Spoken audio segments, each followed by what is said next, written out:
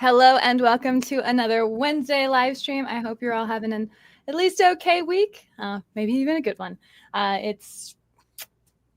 We've got some fun stuff going on today. As usual, I've got with me the lovely painter Flo down below working on, what are you working on, Flo? I am currently working on the Tomb World Kill Team set, the Death Watch at the moment. Oh, interesting. All right. And then down in the bottom corner is Disembodied Voice helping me stay on track, theoretically. Helping you run the show. Hello, everybody. And then I'm very excited to have a special guest who's not been on our channel before. I've got John with the game company Black Powder Red Earth, among the many, many accomplishments he has. So tonight we're going to talk about his game, maybe some game design, whatever y'all want to talk about. John, thank you so much for joining us. Happy to be here.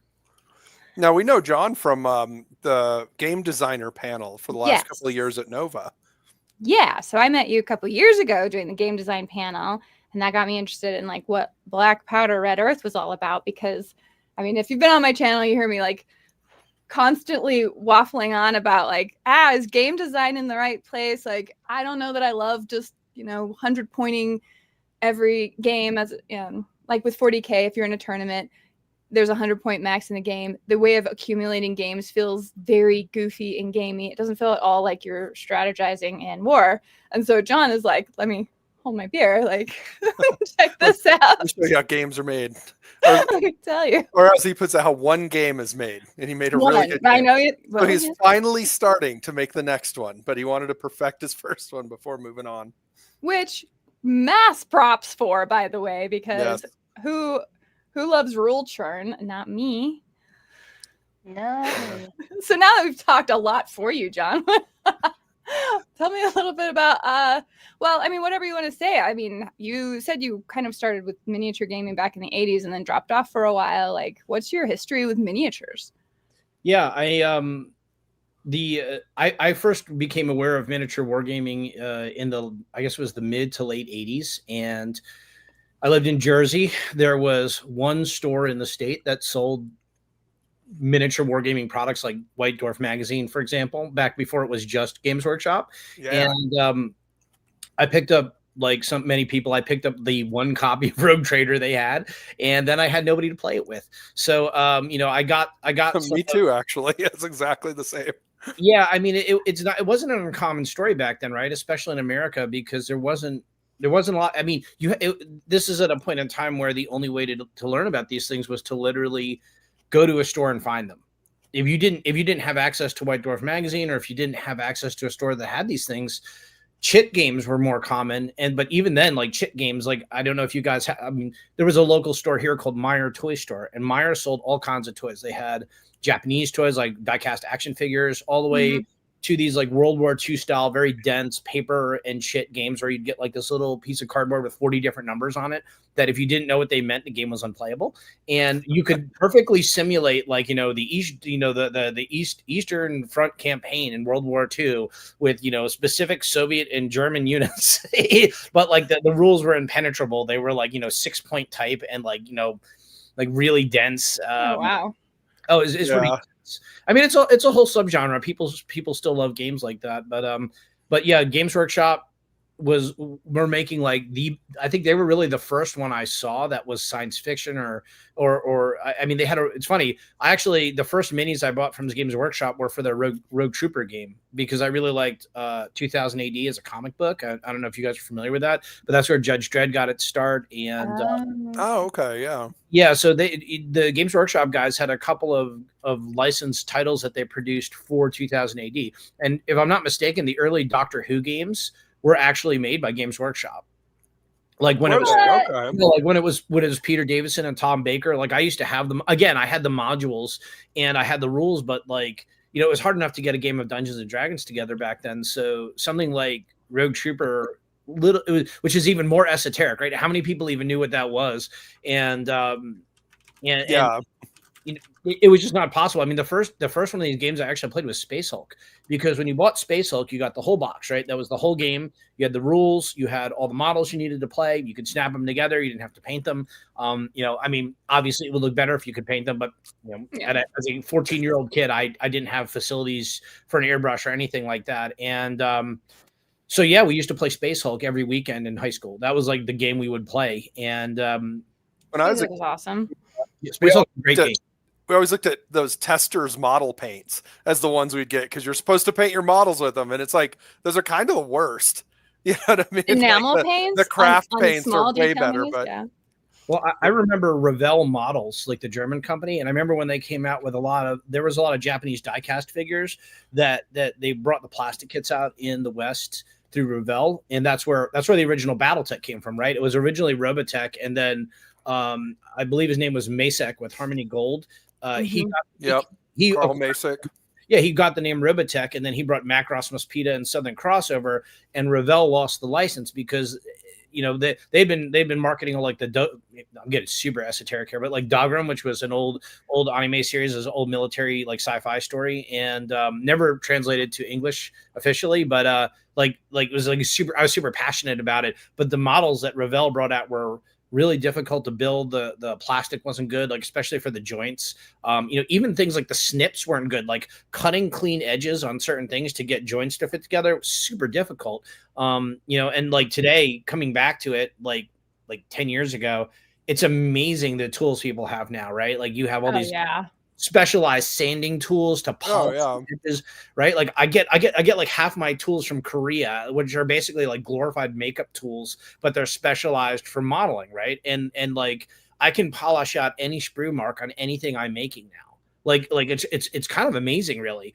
So if you choose not to paint it, you still have an incredible model that you put together, and if you choose to paint it, that's a whole other experience you get to have, because painting today is the brushes are so much better. The paints in general are just, they hold things really well. Even something as simple as the primer. I remember there's I think his name is Koyo Koyama. He's one of the original big kit bashers in Japan. He developed a whole IP just kit bashing old military kits from Tamiya in the 80s called Machine Krieger. And what? Yeah, well, that's where Machine Krieger came from. It was originally called the original name was SF3D, which stood for Sci-Fi Sunday. So because San is 3 in Japanese, so it used to be like Kit Bash Sunday was the whole idea, and they developed this whole IP based on like repurposing parts from helicopters and tanks and all these other things to build these robots. That's where it came from. It was a Kit Bash IP from the ground up. But he used to talk about literally having to use spray paints like Krylon to paint his models, because what else do you have? Yeah, right. Like you think about like specialized models painting in the 70s and the 80s, and that's like, I mean, I don't remember there being, like you said, testers maybe. Revell didn't have Revell didn't have a paint line, and I don't remember when I first saw Citadel paints, but Citadel's pretty old, because you had Citadel was the old White Dwarfs sell Citadel paints in them, they sell Citadel miniatures. Actually, is what they did. I'm not sure when their paint line actually started. I'm gonna look it up. We actually still use Krylon to prime our models as well. Oh, really? Yeah, I mean it's. Tell me and Miranda do. Yeah, we do, because we're just like tabletop quality people. I'm not. Like, does it look okay on camera? Okay, good. We got it. Yeah, exactly. Getting your paint job good enough for camera work is actually really easy. Especially if you get your base coats down. You don't have to be learning no non-metallic metal. You don't have to be like doing OSL. You can, and when you do it, it's great. In fact, I know I saw Thomas in here earlier. There's people in my chat who are like fantastic, amazing painters. Plunder Den's really good. Like Jeremy's really good. So, So it says 1985 to 1986, the first Citadel paint sets and individual paints were released. Okay. They definitely didn't have them at my local shop, I'll tell you that. Oh, yeah. It just depends on whatever your shop owner's ordering, right? And anything outside of that, you almost don't even know exists. Yeah, I used to work in the 90s at a mail order and distribution place here called Wargames West. And so like we would ship catalogs, paper catalogs out to the different game stores just so they could know what to even order from. Yeah.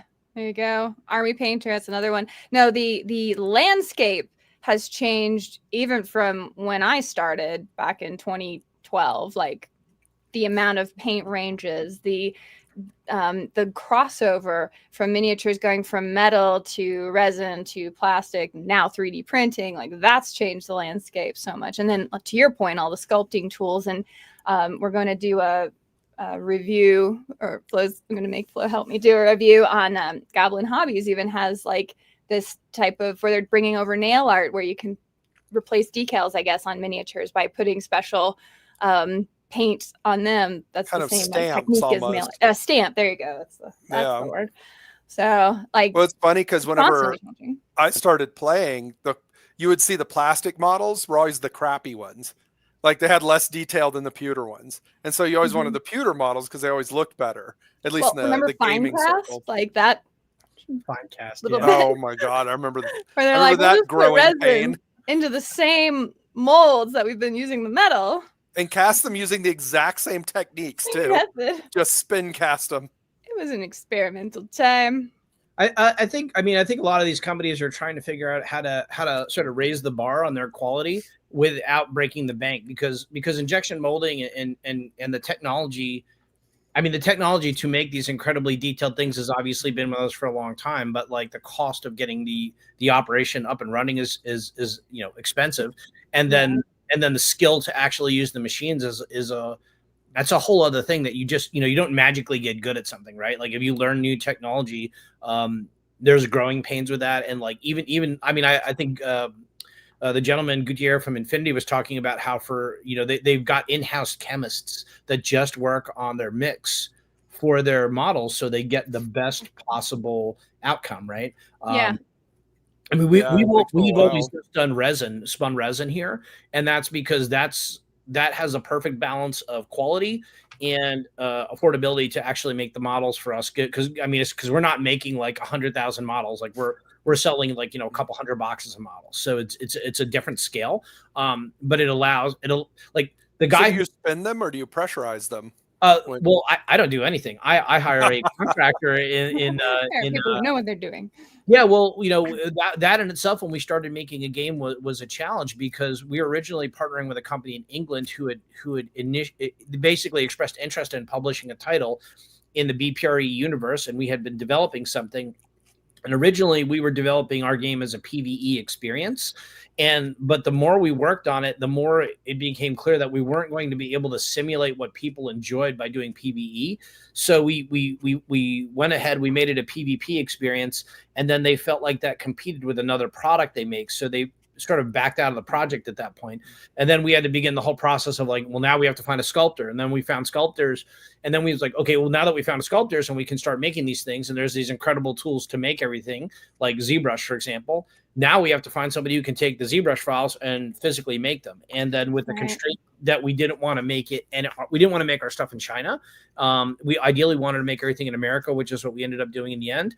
And that was a whole process of like calling around and trying to find somebody who actually does this. And I mean, I'm happy to share even with people. It's like, we use a company called Metal Casting, and my friend there, Nicholas Hanger, runs that company, and he can offer you an entirely soup to nuts made in America product, and his quality is very consistently good, and for us, like, that was a big thing. I wanted a high quality product. So you're saying you have been unaffected by the tariffs.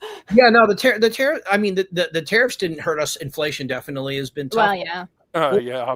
Well, I mean, it is what it is, right? Like things cost more money. People have less to spend, so there's different challenges, right? And it depends on what people want, right? Different parts of the country typically have different appetites for what they want to spend money on. So, but that's all the fun of running a small business. It is. Speaking of, I'm going to awkwardly segue into, because we were talking about 3D printing for a hot minute there. A friend of mine is going to be launching a Kickstarter. I believe it goes live on the 23rd. He is an amazing 3D sculptor designer, and he makes 3D terrain pieces. Professional. He actually professionally 3D models terrain, in fact. Yeah, so I'm going to share, hopefully this works, my screen to play a 30-second video of his terrain, which is also gorgeously painted, which doesn't hurt matters, does it?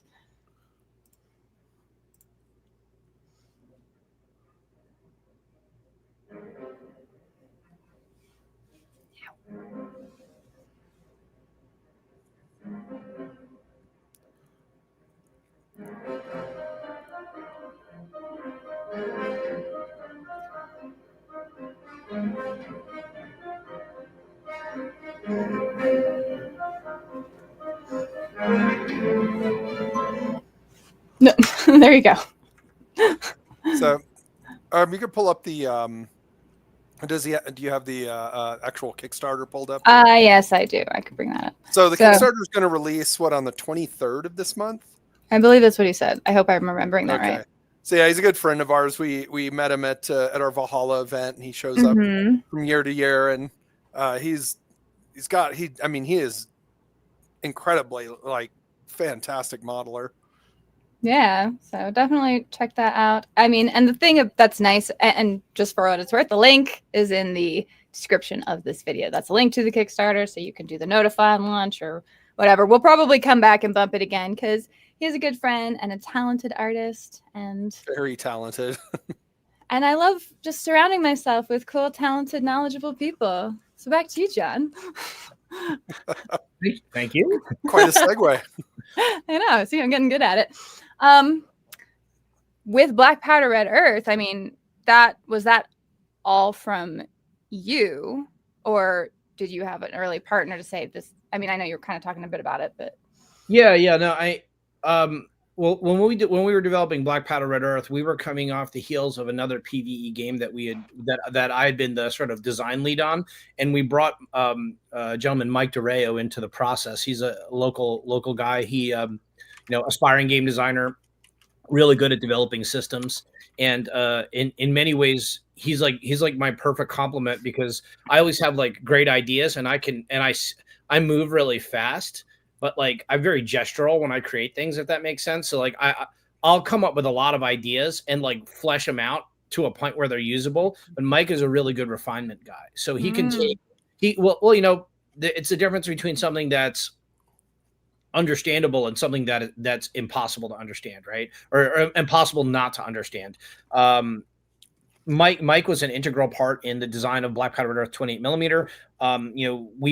We worked for 3 years trying to build our base system.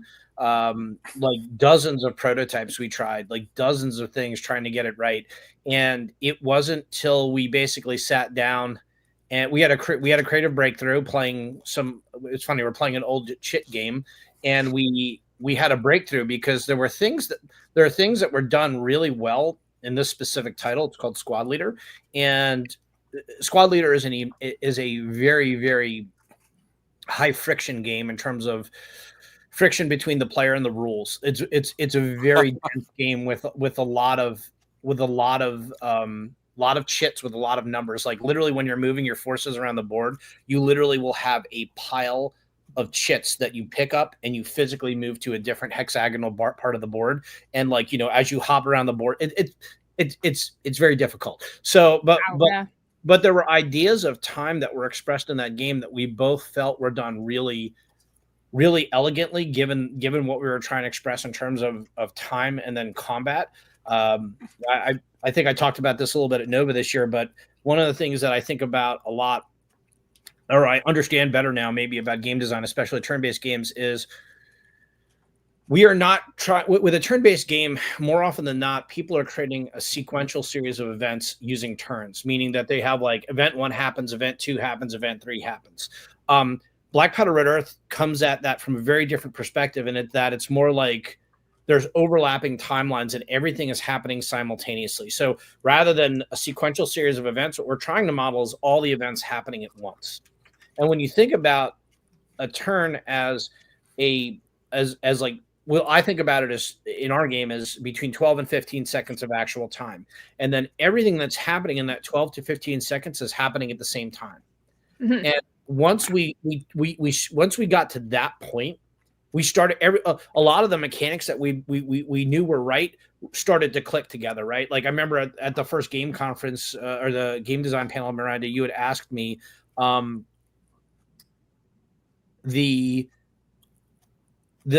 thing you asked about my favorite mechanic in a game. Really the thing that's the most rewarding is when the thing starts to work, right? Yeah, that's nice. Well, and it's funny, a lot of people, the difference I think between a lot of professionals in terms of people who create things versus people who are more enthusiast is an enthusiast can really focus on one thing, right? They'll polish that one part of the piece to a perfection, but then the other pieces maybe they don't connect into a working thing, right? Like I'm super into wristwatches, like mechanical movements now as I get older, specifically because I'm so impressed how all these pieces work together to make a little machine that keeps time and date, and that's so impressive to me, because we've been doing this for over, I guess World War I is the first real wristwatch, so yeah, just over 100 years we've been doing this now. These And I think about games very much in the same way, in that they're these interconnected systems, and when a game is good, all of the systems are playing off of each other. Like each gear moves another gear, so that the whole thing is advancing together. And that is so. As somebody who's not maybe the best game designer, right? I've only made 1 or 2 games. That was like one of the biggest things. Once we figured that out, once we had that moment, we're like, oh wow, right? Like this works. And no, there's a type of creative mind that really does that sort of thing. I think everybody knows I'm a big movie guy, but Alfred Hitchcock, he never got a film degree or anything. He was actually an engineer, and as a kid, he would memorize train schedules for the same reason, because he liked to see how it would move from here to there to there to there, and all these other trains would, almost like clockwork, would show up at the different places around, I think around London, and like it was something that fascinated him as well, is just how a bunch of pieces individually will come together to create one whole functioning body. Yeah. Yeah. I mean, it's true in storytelling. It's true in game design. It's true in all these different things we interact with in our lives. And the simpler, sometimes, like, Christopher Nolan is probably one of the more sophisticated storytellers in terms of like complexity in his films. And some people bounce off of his movies because of that, right? Like I happen to really like the movie Tenet. I know a lot of people who think the movie is totally flat, that it's mostly you just can't hear it. Yes, mostly that's because you're good at reading lips. I never had that problem with that film, and I'm deaf from like going to like concerts for like most of my life. Wait, do you watch movies with subtitles? No, I don't. Oh, okay. Well, I don't know. Not American movies. I watch foreign language films with subtitles. I can't watch I can't watch like Japanese or French films or German films with like dubs. Yeah, that's fair. No, it's just kind of funny because like whenever you watch some of that stuff, it's like, what was it, the witch that we watched, the Vitch? Yeah. Is what the accent was so thick that halfway through the movie we put on subtitles. It's like, oh my gosh, this movie's better now. We know what's going on. It's like, I'm pretty sure they're speaking English. This is like old American English. Old English. But man, I have no idea what he's saying. Yeah, I didn't have that issue with that movie, but I can see how you did. I mean, I saw that one in the theater, and what an interesting movie. Not what I expected. Yeah. Well, it's, honestly, I had a better time understanding Brad Pitt in Snatch than I did understanding the guy in the Vitch. So, but what about Tenet though? What about he's talking about Nolan, how Christopher Nolan actually has a mind for assembling very, very complex storylines. Doing that complex thing. Yeah, I think so. I think it's fair to say on him. Yeah, and so like game design in a lot of ways, like the more elegant you make it. Like it's one of the things I really appreciate when I see is a game design that's so elegant you look at it and it doesn't feel like it has that many moving pieces at first until you realize how well the pieces do move, that it adds multiple additional layers of complexity that you didn't even realize were there when you started. Yeah. I feel like that's the way with the pieces of music also. Yeah. And so you had a breakthrough with, I think you were referring to it as time dilation, John. Is that right? Well, I specifically, we didn't know we were doing it at the time, but like you can kind of see it in hindsight. Dunkirk came out in 2018, which is right around the time we had the breakthrough, because Dunkirk has those, assuming for people who haven't seen it, Dunkirk is essentially a movie where there's 3 parallel stories. So that's kind of traditional, right? Like your ABC storylines, but they're all happening. They all are happening at different points of time, and they begin to overlap and then converge at the end of the movie. So you have the people on the beach waiting. Well, they happen at different rates of time. Yes, is what you're saying. Yeah, yeah, well, yeah. So the story of the people on the beach is taking place over a week. The story of the boat, the people coming to rescue them on the boats is 1 day, and then the planes are happening over the course of 30 minutes. So as the film is moving, those stories are moving at different speeds until they start to overlap, and then they come together and converge at the end of the story. And looking back now and like playing our game, I can see that we basically are doing that in our game. That's what I mean. Different things are everything is happening at the same time. Is that like that in that movie you have the it's sort of a triangle where the bottom is uneven, but it's converging to the same point. In our game, everything is kind of starting. We have a flat bottom triangle, but like the whole thing is that as time is moving, we're converging through the turn structure, through the phases of the turn to get to the end of the turn, where then the whole thing opens up again, and then you start moving back towards that single point in time and space where everything converges again. And that's the end of the turn. So everyone's doing whatever their actions are, and then at the end, you're like, okay, now it all happens. Kind of that. So I mean, I wish I was. It's the one thing I wish I could more elegantly express. But basically, in our game we have 3 phases. You have what we call the direct fire phase, where units are attacking from fixed positions. And those units, again, if we're thinking about the turn as 15 seconds. So units that are activating in this first phase, this direct fire phase, they are attacking for the entire turn, meaning for that whole period of 15 seconds, they are engaging either a target or an area where there's a number of targets to fire at. They are doing that, whether they hit those targets or not, it doesn't matter. That's what they spent that whole 15 seconds doing. So they are now, because they are committed to those targets, of another unit in the next phase has an easier ability to flank that unit. So, for example, we get through the direct fire phase, and let's say there's a couple of units with machine guns, and that's the best time to activate them is the direct fire phase. So they have fired their attacks. They are now stuck wherever they are, exposed, because to engage an opponent, they had to expose them, put themselves in some kind of exposed position. Now it's up to the remaining unactivated units to support and defend those machine guns that fired in the direct fire phase. Meanwhile, the opponent, now any of his units that survive that attack have the ability to essentially move and flank those machine guns. They have that ability. So what we're simulating is in our new game Near Present, we just ended up stealing all the military terms and just making it what the Army calls it, or the Marine Corps calls it, which is a base of fire. And then you have your maneuver phase. So your soldiers, your various soldiers are moving and fighting at the same time.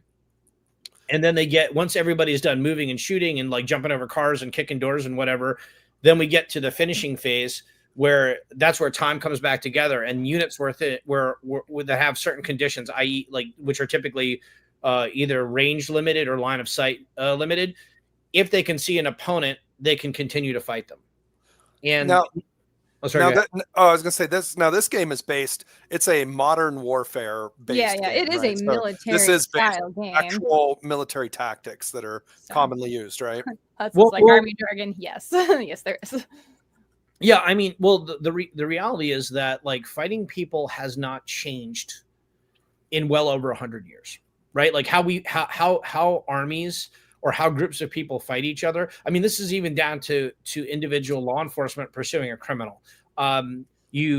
It's always the same thing. It's this, and we've actually published our Army infantry manuals online for decades now. You can buy them on Amazon anywhere in the world.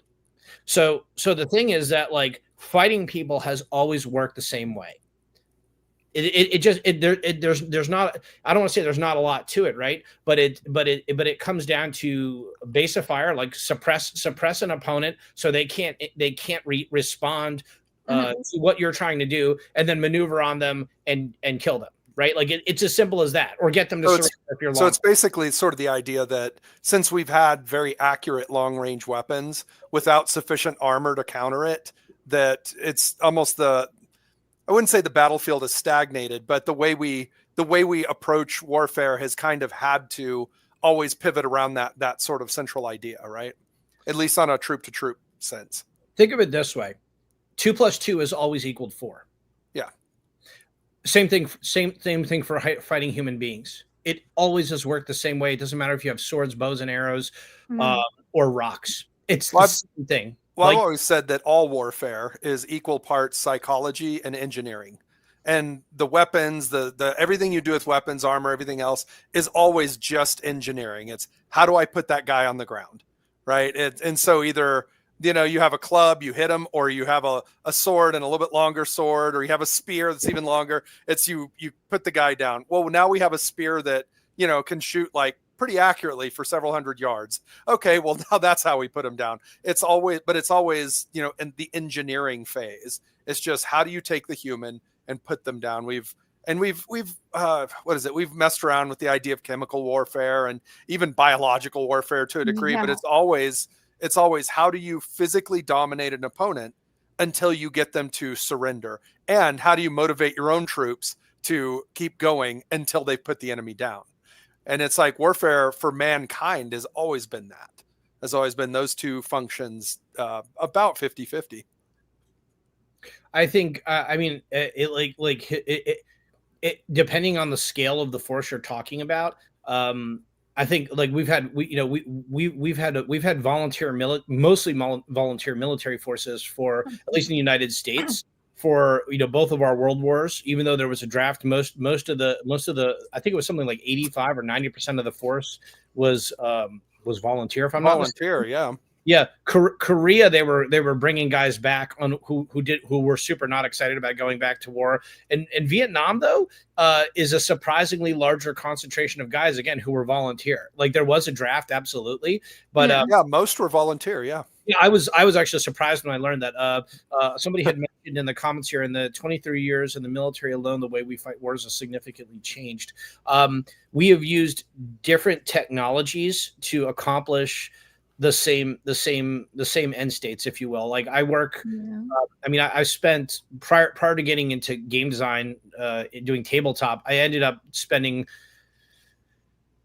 probably about 15 years very specifically doing small unit tactics and light infantry operations, training for light infantry operations, developing special equipment for it. So while maybe the nuances of how we've done things, and like, for example, I know when we went into Iraq, vehicle interdiction worked one way, and then within a couple months of being in Iraq, we completely changed how we did that, because we had been training in a way that we weren't recognizing the fact that the opponent that we were fighting was not going to come quietly, if you will, right? Oh. Like, we completely like, well, it's the difference between fighting a dedicated opponent, like a committed opponent, and somebody who is, like, you're talking about, like a conscript, for example. But I think we had forgotten what that really looked like. And I mean, you could see that in Syria, in Iraq with ISIS, and then you see that in Ukraine, like, you know, the Wagner penal battalions, very famously, you watch it on video, they'll run into machine guns. Like, they know they're getting killed, and yet they continue. Like, there's a willingness there. And if you expect people to cave. Well, I mean, that's the other half that I talk about, though. Psychology is such an important part of warfare. You know, which is very deeply tied to culture, too. I mean, it's where you've got to keep in 100%. mind, you know, whoever your enemy is, whoever your opponent is, if they think fundamentally different to you and you can't wrap your head around it, you could be at a very big disadvantage. Or if they believe that, American Marines have to kill a baby in order to become a Marine, then the Japanese are terrified of us and will do literally anything to stop us from invading. Like, it's not even just a culture in terms of, you know, what your core values are, but a lot of times your culture in terms of what propaganda you've been fed about your enemy. Well, I mean, and that I assume is a big part of warfare too. Do you not? I mean, I don't assume that's part of Black Powder Red Earth. This is just like the combat days. So. But those are represented in, you know, the psychology rules of tabletop games. That's why I oftentimes argue that you do need to take into account some troops, like John was saying, some troops will run into machine gun fire, right? Like bravery, I can't hardly wrap my head around. And then you have other troops that are just like, oh, there's a lot of guys over there. Never mind, I'm out. And they just leave, you know? in my experience, specifically doing it now, I wasn't working with everybody, right? Like, like the Army and the Marine Corps is a big place. Right. There's a lot of people with different experiences, but I know that when we were developing our training programs, we obviously wanted to have input from current happenings that the guys were encountering in different fights.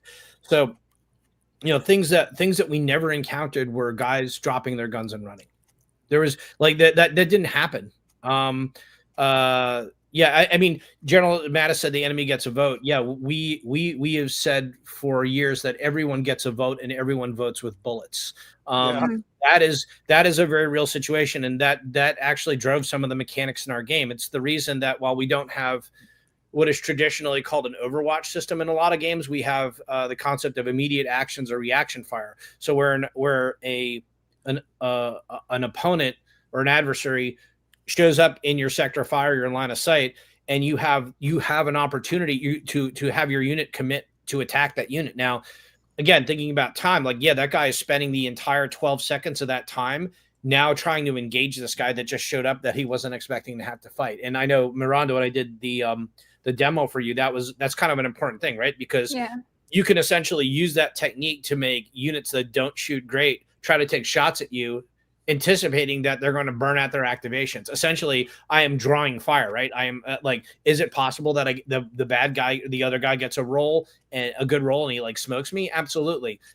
But then that dude died, right? Like he died trying to complete his mission, and it's like it's when we think back to like at the echelons I was working at of the U.S. military, like the commitment was there to kill all of the dudes in the group that we were working with, right? Like we were willing to accept, especially on things like hostage rescues, where we were willing to accept 100% casualties to complete a mission, right? Like that's what those guys sign up for. That's the level of commitment those units had. And, obviously it's not optimal or ideal in any way, shape, or form to like lose your assault force when you're trying to rescue somebody. But sometimes that happens, right? Like the whole reason we're sending guys, like rather than just bombing the building, the whole reason we're sending people to a place is because we have to accomplish something there that requires human beings to be physically present to do so.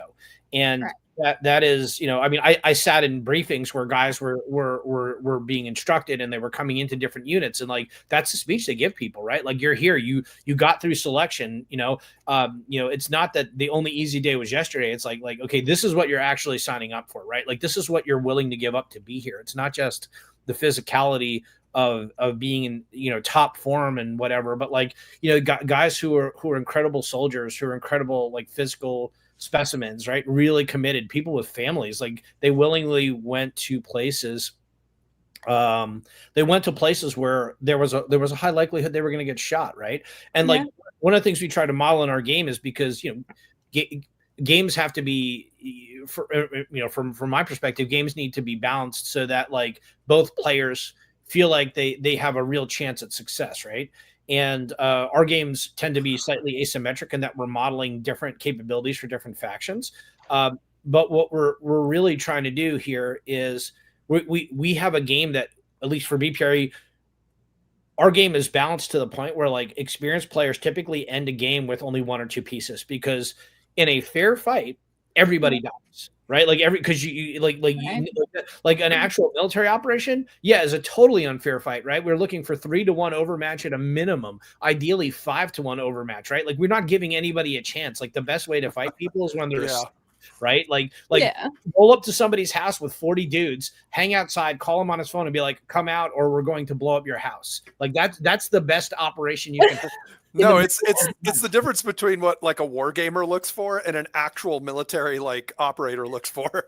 Well, they're very different. That's kind of what I wanted to drill a little bit into, right? Because there is sort of like, well, there's real world tactics, and people are going to only have so much interest in that. Although wargaming has a huge overlap with military, like, but the games I'm used to, it's like, I don't know, we're playing fantasy, nuns with guns, space marines, or War Machine. Like there's a lot of magic and these other elements involved that really separate you from, the idea that what you're doing could potentially be real life. And I think one of the risks that come with that is losing real life tactics or just a way of strategizing that, you know, I think is nice to like these games, in my opinion, should be able to teach you real life skills. Yeah. Yeah, I agree with that. And so it sounds like a game is crunchy, potentially. I don't know how crunchy necessarily Black Powder Red Earth is, but I mean, for what you're describing, it seems so much more visceral or, I don't know, harsh in a way than, you know, somebody just coming over from 40K. So the way I always describe it is there's like a spectrum that you decide to put your game on. And on one end of the spectrum is like some of the games you were describing earlier. I always think of MBT as one of those where it's like, you know, just there multiple charts. You're essentially just trying to what do you call it? Like logistics out.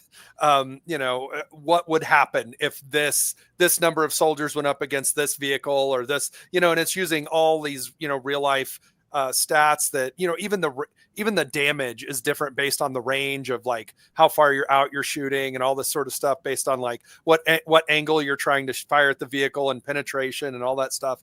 And then on the other end of that spectrum is a pinball game with orcs painted on the side, right? Where you're just playing a game that vaguely has an aesthetic of this army or this, you know, battle or something. And so you kind of figure how much you want to buy in on, no, I am simulating actual warfare, or I'm just, you know, hey, we're drinking beer, eating pretzels, and just sort of rolling some dice. I don't even care if I win, you know, I'll try to win, but whatever. There's a market for both. I mean, there's a market for everything, yeah. I guess. But I mean, one of your players here was mentioning that when he plays Black Powder Red Earth, he says he always feels like the odds are stacked against him. So it's always like a hard fight. Is that kind of what the design philosophy also included for you guys?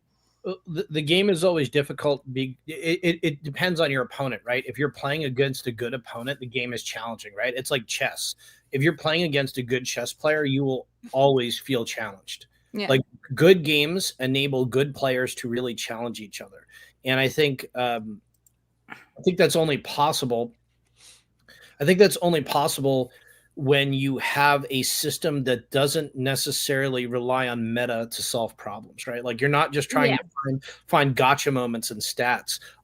You know, there's philosophically, I feel like the games that I love, and maybe this is me as a player, I'm looking for things that involve me becoming better at what I'm doing, right? They're challenging me to master the system, so that I can then go apply my mastery against an opponent, whether it's a computer game or a person in a first-person shooter or a tabletop game or whatever it is. I'm always looking for something that allows me to get better, right? I'm an old From Software fan. From Software. So they originally made Kings. The two games they were known for originally was Kingsfield and Armored Core. You probably know them from Dark Souls, right? Bloodborne. Those are great games. But like they were known for making really, I mean, because they didn't have any money, they made kind of janky but really interesting, challenging games. And they like From Software games were always about developing skill on how to play the game. Like that was always such a huge component of them. And I would go so far as to say every game that I enjoy involves a good level of mastery of skill. Now, I see somebody wrote tactics win battles, logistics win wars. That's absolutely true. But like, I think it's important to recognize that without both, you still end up at a losing state, right? Like America, like I just finished a book about is Max Hastings' book about the end of the war in the Pacific, and Max Hastings is this incredible British historian, writes really detailed books. Somehow manages to get these incredible interviews with people who were at all of these battles and events, and it gives you. Yeah, it gives you some really cool insights into what was happening. But I mean, he talks a lot about in this book about like MacArthur and Nimitz fighting two different wars with a fraction of the supply lines that Eisenhower had access to in Europe. And you know, he talks a little bit about Burma in this book, also how Burma had like basically no resources at all. And at the end of the day, at the end of the day, yeah, the logistics allowed the U.S. to prevail by like, you know, constantly providing fuel and bombs. I mean, the Japanese were running out of gas. Yeah. They were running out of they were running out of supplies, but they were running out of supplies because we were bombing everything we could in their country. We weren't bombing them very accurately. Like our bombers weren't anywhere as effective as I thought they were in terms of hitting targets. So they saturation bombed cities because that would eventually get the targets, right? Yeah, we didn't bomb accurately. We just bombed thoroughly. Yeah, and you know, and that's one of those things, right? Like accuracy by volume is a thing. But like look at the struggle in Ukraine and in Russia right now. Like Russia has ample logistics. They are not winning. They're not losing. They're gaining ground, but it's cost. I mean, they're part of their logistics is human lives, right? They're willing to spend those logistics. They just keep getting more bodies. Like they don't have to be. What else is new with the Soviet Union, huh? Yeah, but like I mean, it just goes to say like a lot of times we get sucked into these ideas and think like, oh, this is the answer, and this is going to be the. And again, it's like the difference between like the game that's built on meta and a game that's actually built on skill. Like good war, you know, battles, wars, whatever, right? Like you can go down like without a good strategy and like a plan to actually execute a larger force. You don't have direction, right? Like you need to have direction in what you're trying to accomplish. But that's true all the way down to the individual fire team leader. And I know that reading the and experiencing firsthand like the Army manuals and the Marine Corps manuals, having worked with both, there's such a huge emphasis placed on initiative at the junior leader level. And that is how America has always been so successful, because guys, yes, there's a framework to conduct operations and to fight wars, but really where all the big decisions are happening that like move the ball forward consistently are at these like levels of like 3 and 4 guys. And it's just, it's multiplied across, like a platoon to a company, to a battalion, to a regiment, to whatever. Right. And that was the other thing we were trying to model in our game, is the idea of, you can only affect this small part, right? Like you're one human being. Like there's a reason companies or platoons and fire teams, the way they're organized, it's like we have 3 guys reporting to 1 guy. The one dude in charge of that element is responsible. He can only manage up to 3 things at once. And like that's a historical thing. And then because if you look at, we have like the Marines have 3 fire teams now and a squad in a squad. Then you have 3 squads in a platoon. Then you have 3 platoons in a company, and it just goes on. I see. Yeah, like that is just a basic human organizational thing, right? And it's one of the things I really liked about the movie Lone Survivor, because it was just 4 guys. But even whenever something went wrong, and they had time to think, not in the heat of battle, but when something went wrong and they're like, okay, well, what do we do next? The little leader of the group was just like, all right, I want to hear everyone's opinion and I'll make the call, and then we move on. And it was just like, they were able to make their own calls in the field without having to, radio back to ask what they need to do now. And I think that's what you're describing, right? Yeah, I mean, there's definitely an element of that. Hang on one second, guys.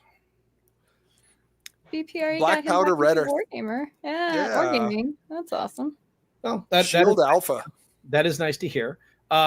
Yeah, I mean, there is definitely an aspect of that going on for sure. I mean, special operations is a little bit different than conventional infantry troops, but yeah, what Jeremy just said in terms of like organizations that tend to be more autocratic, like if you have like a very like structured thing, like the Russian military or Soviet doctrine. Yeah. Well, they're not rewarding initiative. They're not looking for people to take initiative, right? Like they're looking for people to follow orders. It's a different.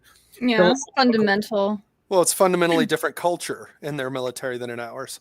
Yeah, and like NATO doctrine has typically been more initiative based, right?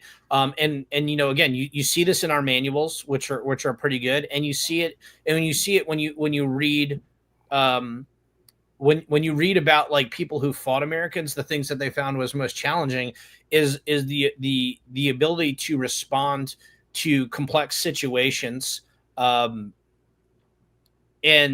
that are beyond what you would anticipate. Like the Germans very much talked about it. Like they would try to do very traditional warfare, but like they're always waiting for confirmation to take a decisive action, right? Like consistently, they were expected to have their actions authorized. They weren't expected to invent and improvise the way that Americans are. Yeah, Right. in fact, there's a lot of argument that that's one of the things that actually like harmed us a lot in the Vietnam War with the Magnum era approach to warfare, where especially in air combat, it was always like, all right, well, call in, let me get confirmation we can actually fire. Let me get confirmation we can actually shoot now. And it's just like the battlefield's unfolding second by second, and so they kept having to relay almost up to the top on so many important decisions that we actually did fight almost more like the way the Russian doctrine would say. And it was terrible. It was bad for us. It's an ongoing problem now with the proliferation of sensors and the ability for leadership to have a more accurate real-time picture of what's happening in a battle. There is a tendency to try to micromanage. That is, I mean, I've spoken to a lot of Marines about this specifically. They're in charge of a fight. They're in the middle of a battle, and they're literally getting calls in to do very specific things that like they're not like in our game we don't have the ability, for example, to tell a guy to reload, right? Like the dude knows, any moderately trained warfighter knows when they need to reload their weapon system, right? Like they know how to fix these base level problems. That's what the fundamental training is supposed to get you. And there is definitely a tendency in the past few years, especially, to really try to micromanage what is happening at a ground level. And that may be a management culture thing that's infiltrated its way into the military. I also think that there's a lot of politics and optics that control what our true soldiers are able to do in a given moment as well. And I think there's always like a fear that, oh no, if one wrong thing happens, well, journalism will jump all over it and suddenly it'll be all over world news. And now it's this big thing, when in most battlefield situations, you could just take care of business in the moment and then figure it out later. Whereas now, everybody's worried about how everything looks. I mean, that's been I think Vietnam was the first time that Americans got to see a war in color who had never experienced it, and like saw how, confusing and chaotic it can be. And if you've never experienced that, or if you've never been part of an organization like that, it's I think it's like, it's like a Nolan film, right? It's possible to look at it and be like overwhelmed by it, right? To not know how to interpret what you're seeing. And it's kind of funny because, well, maybe not funny, but like when I think about like our game, like how we designed the rules specifically, we wanted a low friction rule system. We wanted something that was very efficient because, elegant. Well, it's like I really love the word we in like when we're thinking about like doing things tactically, we think about efficiencies, all the little corners we can shave off to get to an end state that we want. And with gaming, I think one of the tricks for me is I really wanted a game, or like, I mean, we want to make games in general that the basic systems are everything you need to take a number of sophisticated actions, right? Like layering a bunch of simple actions is how you get a complex outcome, right? Like I talked about this at the War College last year. Like, when we train marksmanship, we start guys off very, very basic, lying completely prone on the ground and just teaching them how to lay on the ground. And then we teach them how to like hold a rifle. Then we have to teach them like how to like look through their sights. Like if they're using iron sights versus optics, it's more difficult. But like, how do you look through your sights and how do you align things? Like how do you have to constantly like focus through your weapon system's sighting system onto the target. So you're always looking at the target, and like with a dot, it's a little bit easier because you just put the dot on the target. But with like when you're aligning like mechanical components, like the front or the rear iron sights of a rifle, that's a whole process. And we start them prone, we get them into a kneeling, and then we get them standing, and we start close, like typically 25 yards. And the goal is to get them out to 200.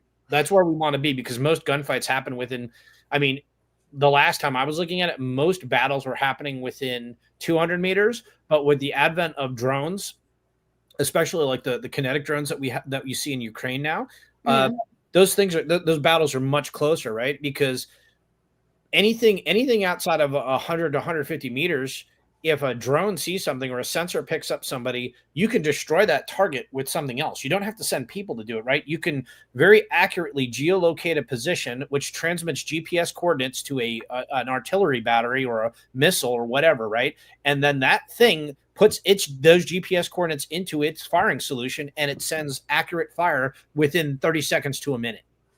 So Right. like, that's why if you look at Ukraine, most of those battles are happening fairly close, because anything that's happening far away, like you're killing it with artillery before you risk your guys getting there.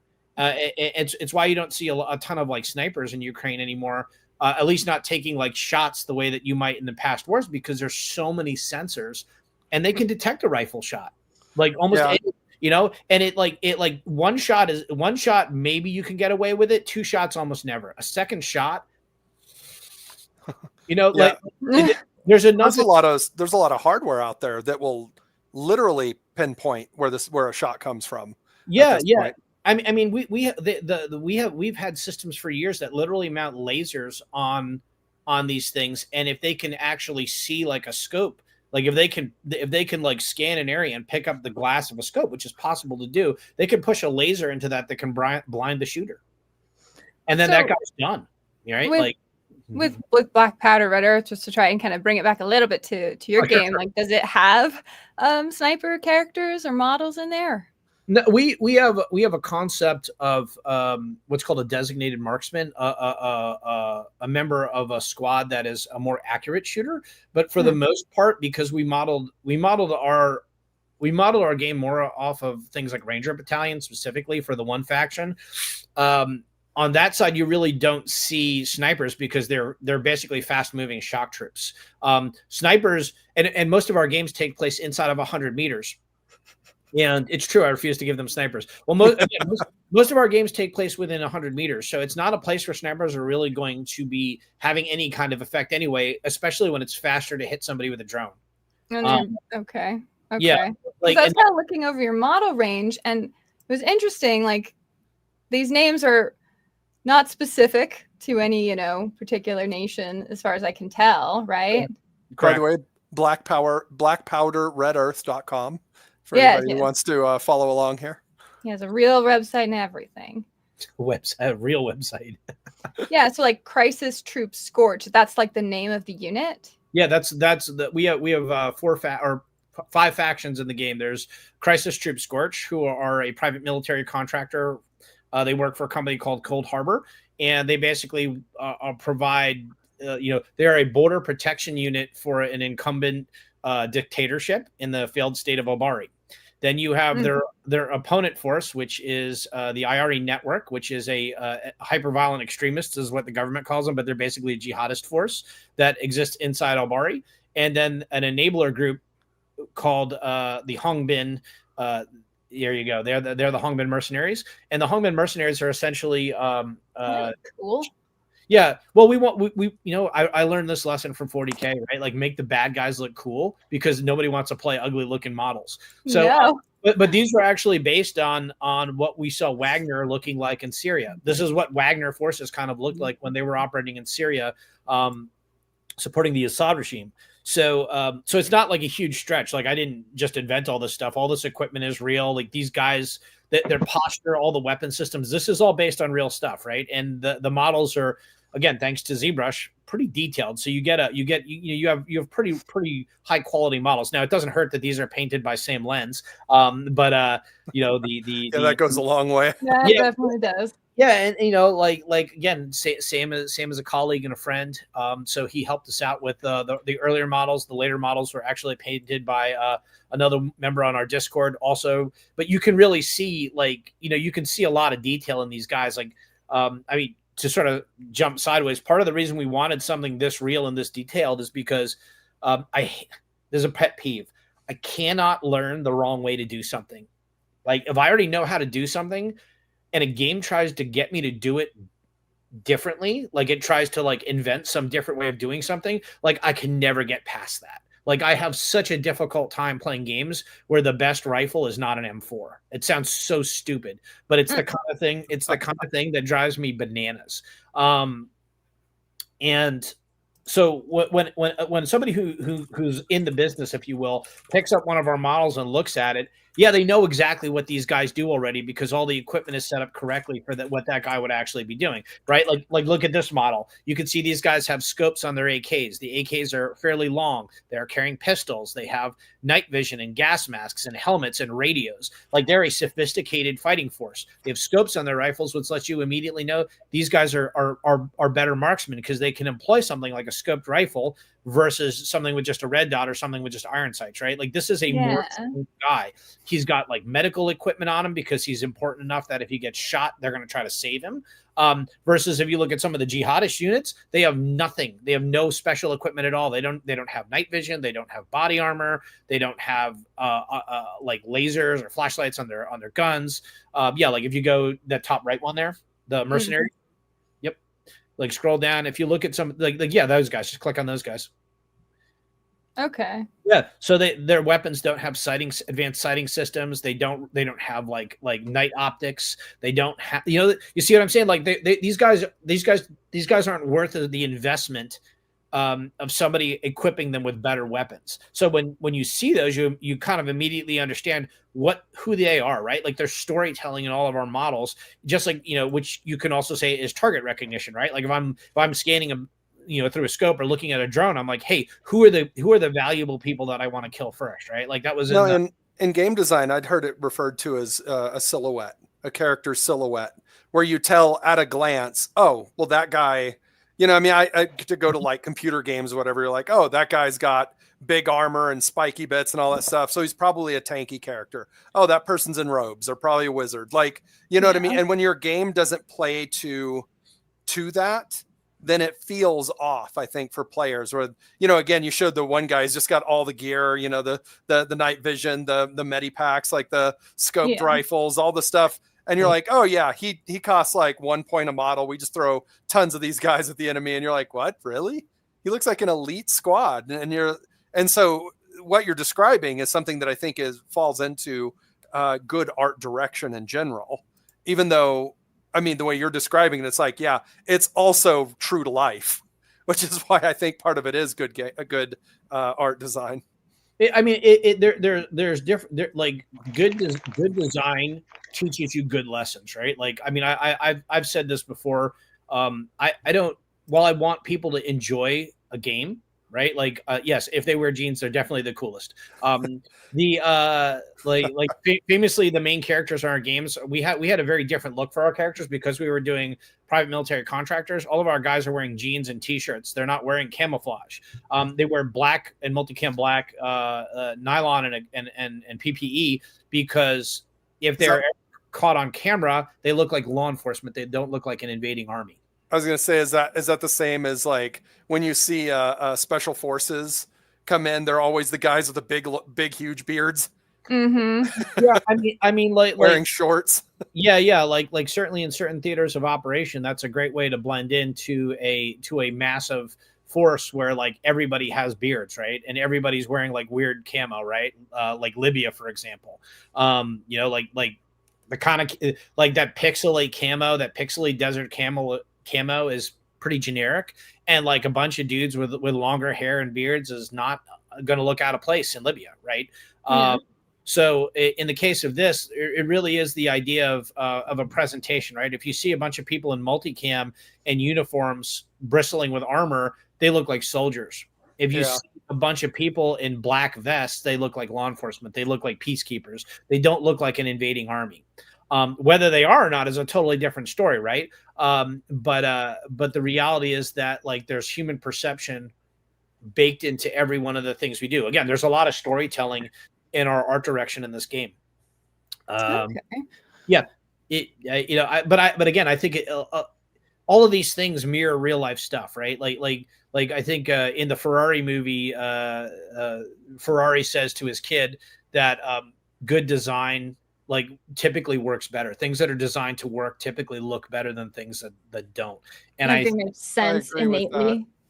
yeah, I mean, and you know, to your point earlier about like, hey, there's room for people to just play like a game where like they're getting hammered and like rolling dice. I mean, that's true. But like I don't chew bubble gum, right? Like I don't enjoy things that are just empty calories. I actually want to enjoy what I'm eating, and I want to give myself good food, and I want to give myself good raw materials so I can grow when I experience something, right? Like it's entertaining, of course, but like it's like a good movie, right? Like, am I growing as a person when I experience this art? Is it giving me something to am I walking away from this experience with something more? And again, I love Space Hulk, right? Like I enjoy games that are more gamey, if you will. But like Space Hulk has a lot of tactical, tough decisions to make in the game. And asymmetrical gameplay. And so you're saying as your game is black pepper, red meat?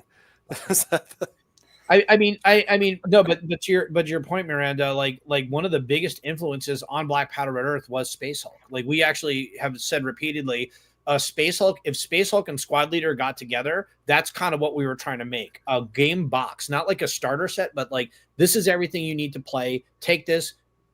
You have it, you can get good at this now, right? Like you have everything you need. We even included maps like Space Hulk did. I used to think that was so cool.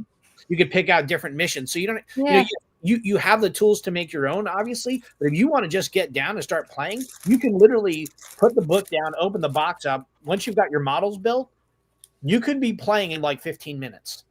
It's like there's not a high barrier to entry once you've got the box, right? Like it's not the rule system is fast enough that typically most people learn within 1 or 2 games. They may not start getting good for a few more games, but the very basic concepts of the game, like the fact of like just basic fire and flanking, I mean, this stuff works. It works. And I think, I forget who had mentioned it earlier, our new game Near Present, we specifically have included an infantry primer in the game to teach really basic tactics to people so they can actually understand how to play the game. Because a lot of other games are developed by people who are like thinking the games are designed more in response to the space that they're playing in, right? Like the artificial ranges in Warhammer were famously made so units would maneuver their forces versus just firing from cover, so they'd have a more thrilling experience, right? Like the entire world of Warhammer, where you're actually invading these planets to retake them versus just like germ bombing them or whatever it is, right? Like there's a horde of aliens. Why are you sending in like these elite divisions of troops to get slaughtered in this fight? Like, because it looks cool, all right. No, well, there you go, right? like, no, I'm with you, right? Because it makes good box art, you know. Yeah, and for me, like that's why I like the smaller Warhammer games. I don't enjoy the bigger Warhammer games. I find the smaller ones are far more compelling because they kind of get around some of that. And while as I did love the book Hell's Reach quite a lot. What I loved about it was not necessarily the grittiness of the the bolter porn, but I really liked I loved how like angry and pissed off and like just resigned to their fate everybody was. Like that was the grim dark part of it to me. That was the part that felt like good, was like the main character just like I hate that I've been sent to this planet to die without my brothers, and I have to do it because this is what's required of me to be of best service to my brothers and the Emperor. And I'm like, oh, that's some shit right there. That feels real to me. Well, it does. It's one of the things I liked whenever we were playing War Machine. When we got started there, is nothing had the range to really hit anything on the other side of the table. So your first turn was always spent maneuvering. Like you just were moving up to position so you could fight. And it kind of works theme wise because it's a steampunk fantasy, but it's kind of set in the era of, I don't know, like muskets and blunderbusses and things that had terrible accuracy anyway. So you really did have to close the distance even with your ranged weapons. And so it kind of created this really, really cool gameplay sense of, okay, we're on the battlefield. Now let's get into position instead of just, I mean, you know, what is the infamous Warhammer 40K Alpha Strike, where you're like, turn 1. All right, everything just sits here and fires at the enemy. And I reduce them to 50% of effectiveness. Sweet. And you're like, well, that's not fun. Like, sure it is. We rolled a dice at the beginning to decide who got to do that. To decide who's going to win after taking half an hour to set up our models. Yeah, that's definitely a big thing. It seems like such a archaic design now for having an entire I go you go system anymore. Yeah, I like alternating activation much better. I like Oh yeah, I with agree. alternating activation, everybody gets a vote, and I think that like no good plan goes unopposed. Like I know that when we were training, the first time I did a CQB program, and then I started being involved in developing programs to teach other people. It's always the first time I'm going through a house and opening a door and seeing somebody pointing a rifle at you that like there's a moment of like, oh shit, right? Like it's an actual like experience the first time you see it. It won't happen again because the person pointing the rifle at you starts shooting you with very painful paint markers, and it hurts, and then you never forget it. Like right, like they like you figure it out real quick. Like, oh no, I got to kill this guy, right? Or like I have to have the discipline to continue. How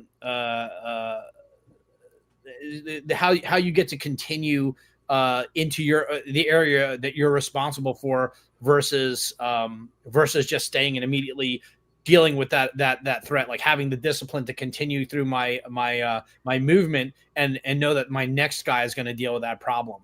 John, speak on the 3 different game types in BPRE, how they change the games. Yeah, I think he's got the good next question for you. Yeah. Sure. I'll try to cover that quickly. So we had 3 different game types in Black Powder Red Earth, and we wanted to sort of simulate 3 different kinds of operations. So the first one we made was Raid. Raid is the most compact game. It takes place in a 26 by 26 area, and each inch equals 2 meters in our game. So you're talking about 50 meters square. And what we did was we would simulate I was talking about how we simulate, contiguous events in our turn structure. Well, even in our campaign structure, we would have essentially 3 simultaneous events happening that you play in sequence.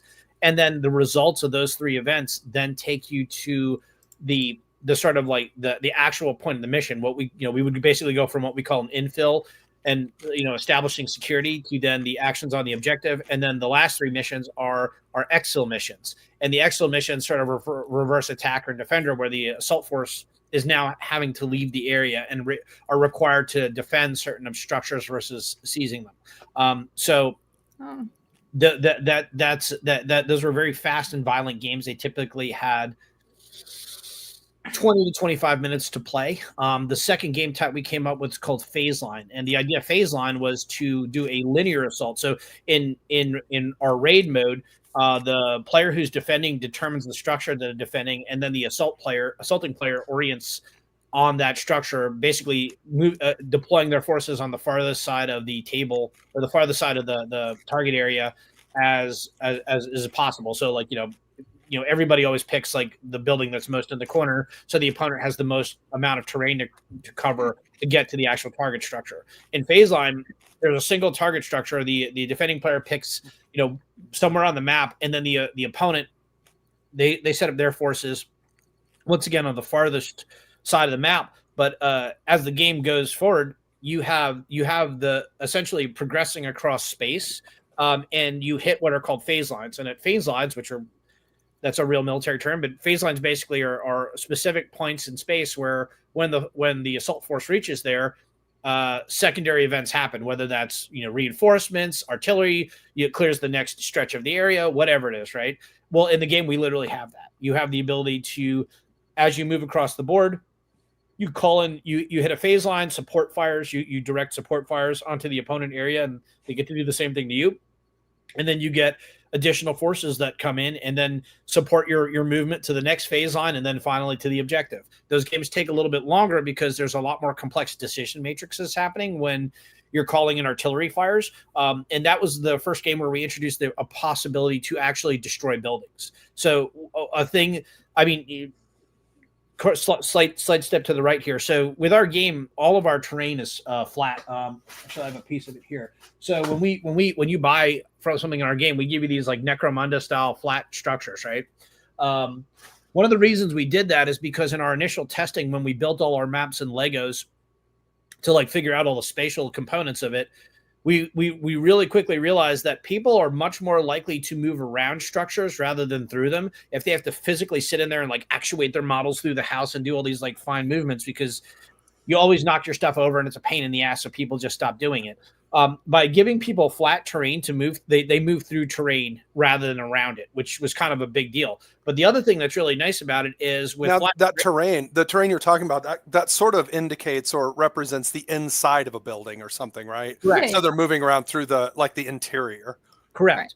Okay. And, but that also gave us the ability in phase line to actually destroy buildings. So it's possible as you're fighting across the city for the opponent to actually starting to basically call in artillery strikes that knock out key structures in the battle space. And what that ends up doing is when those structures go away, if an opponent, if I call them strikes and knock down a building, if my machine guns are placed properly, as soon as that building is clear, forget about the casualties from that building. As soon as somebody moves, my machine guns can start like ripping people up.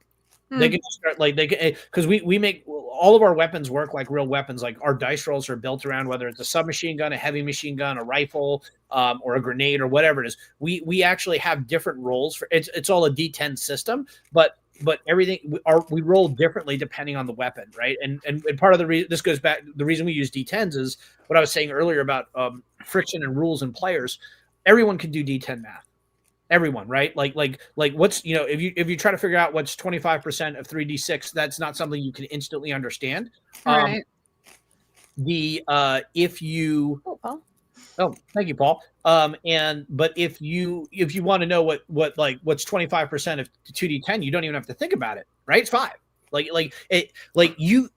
The ability to use dice is to introduce uncertainty, to force people to think about things in contingency and not with absolute certainty, right? We're hedging all the time. Yeah, making good judgments, making good decisions, like training people to make good decisions and think ahead is something that is not, I don't think is it's something that's really important to me in a game, especially a strategy game. And I didn't see it in a lot of other titles where like that concept of because that's a big part of military thinking is like, okay, I'm going to point A and I have to get to point A, I have to go through point B and C.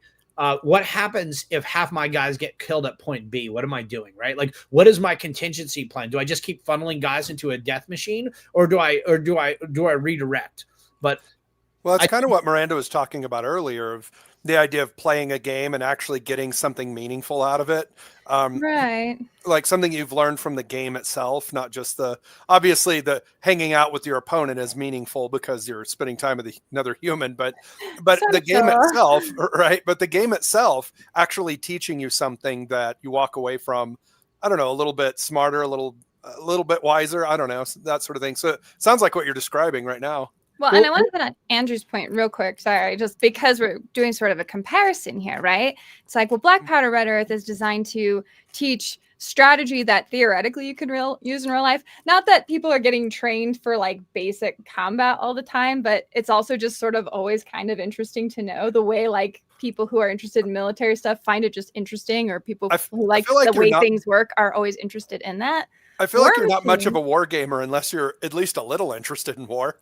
But, well, who knows? But with War Machine, it had its whole Mark II, Mark III, like really leaning into flat terrain, but it's fantasy steampunk, and you just had to learn kind of rules that didn't mean anything except just rules for that game. So your capacity to memorize was your greatest strength in being really good at War Machine.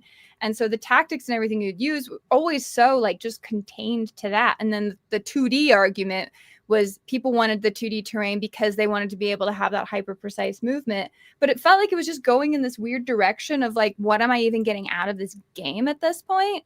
So because normally I'm like all about 3D terrain and like I want to die a little every time people are like, oh, 2D terrain. But what you're talking about makes sense because your game seems so much more akin to a very complex version of chess than they're different, like fantasy games. They're different things. In War Machine, a building just meant this footprint you just can't move through. That's just all it meant. It just meant, yeah, exactly. It just meant that abstractly we have now introduced a place that you can't move through and you can't shoot through. Whereas what he's describing is this is an actual building. They're designed for people to go in and out of. So they're just a different thing altogether. Well, this is what I was saying about I can't unlearn things. like there's a bunch of truisms about like fighting, right? Like you cannot defend a hallway, you can defend a room. Like you can defend a building, you cannot defend a street. Like there's no way you can't own a street. Too many points of There's just too much, right? Like doesn't matter how many people you have. Like there's no way to defend something like that. You don't have something that you know what I'm saying? This is what I'm saying about like how we fight people hasn't changed because these things have always been true, right? Like by telling people to not use a building, you're teaching them to fundamentally not use cover and concealment, which is insane to me. Like from a critical thinking perspective, if I'm trying to build somebody who can look at a piece of physical space and analyze it and start making about good decisions about, well, how do I protect my guys? Guns are dangerous. Getting shot is terrible. How do I prevent my guys from getting shot? How do I conceal my movement when there's things in the air that can literally shoot out of the sky and just blow me to pieces, right? Like reasonable questions. No, but it's like from a game perspective, like forget about real war for a second. Like that, like fundamentally how you deal with space is such a big deal. Like in the Marine Corps, I know like in their special operations units, like they still use things like Kim's games, which is not a war game, but it teaches you to like quickly visually assess things, make note of them, and then be able to relay that information later, right? Like they're learning hard skills that can be applied to different things practically. Now, I'm just going to finish up my earlier thing about the third game type because the third game. Sorry. No. It's my own fault. I go on tangents. But basically, the third game type after phase line was something we called Spearhead. And Spearhead was literally the idea of like fighting against, instead of having contiguous events happening, Spearhead is literally fighting across sequential pieces of terrain in a city. And Spearhead was actually like it's bigger than Raid but smaller than phase line. It's I think it's 39 inches by 26 inches, so right in the middle. And what we were trying to show there is the idea that as you fight back and forth across the city, because it is possible to win a couple of battles and then get pushed back across the city into the same terrain, that as you started going back and forth, the city got ground down around you. So like buildings that get blown up don't come back. Like you could literally end up in places where you, as soon as you guys spawn on the map, everyone has to roll to see, if sarin gas has killed their forces. Oh my God. Because there's chemical weapons that are still residual from a previous strike, right? We were actually trying to simulate a big battle for a city, which we had never really done before. And basically I was talking to guys who were coming and going from Ukraine, and they were basically telling me like, well, when we were fighting in Bakhmut, or when we were fighting in Mariupol, or where we're fighting in like, the city you've never heard of, right? Like some part of Ukraine. That's what it looks like, right? We're literally, as we're retreating, we're dropping every building. So we're creating a field of fire. So when the Russians try to follow us, there's no cover and we can just slaughter them, right? Like, cause again, the way to fight people is when they're asleep, right? So like how we can't fight them when they're asleep. So how do we get the best position to just like have a one-sided massacre where our guys aren't getting killed and all of their guys are getting killed? Well, you blow up everything that they can use for cover, right? Like you leave nothing. And that's what Spearhead was really trying to get across, right? Like Spearhead was trying to actually simulate the desperation of actual like no shit, like fight to the death near peer combat. Because the other thing, the other evolution across BPRE is we started out doing very focused on this asymmetric, where you have, your very skilled Western private military contractors, which are Americans, Iraqis, Kurds, and Jordanians. And then you have the force for fighting, which is unskilled jihadis who are very committed, but not good with their weapons. And they're Chinese enablers. Well, by the time you get to the end of the game, which has a whole story in it, which also follows our graphic novels, kind of, it takes place parallel with our graphic novels, because Black Powder Red Earth isn't just a game. It's a graphic novel series and a game. Like we were always building these two things in parallel. Which, by the way, I want to just pause for a moment to just point out that I think that sort of stuff is important when you make games, when you make stuff like this in the circle that we're in. You build lore. You know what I mean? You really do need lore, because a lot of people are like, I don't care, I'll just roll dice, whatever. But a lot of people, myself included, and I think Miranda included, is like, yeah, but what's going on? Like, what are we doing? Why does that guy look like that? Why is this? Why are we here? Yeah. What's that armor about? What's that gear about? Like, why are we here? What's going on? And it's like, that sort of stuff is very important. And it's interesting to see that you've done that for your game, because, the graphic novel is like, no, we're telling a story. this is what we're doing. This is why we're fighting. And it adds a lot more to the game, I think. And especially in a sense of now you can play more types of missions, because in 40K, you can play a losing mission and have fun with it if it's tied into something, right? If you're just like, oh no, this is at Hell's Reach, I'm going to fight twice as many orcs, twice as many points of orcs as I've got defenders. Of course I'm going to lose, but we're going to see how. The game's just all about seeing how I lose, because you know how that story is. And it's kind of fun because in the back of your head, you're always like, yeah, we're in Hell's Reach. Like, this is cool. Right. It's like every Cthulhu board game. You're probably going to lose, and everyone laughs at losing because it's Cthulhu, but it gives you that story behind it where you can get a little bit more enjoyment out of the game.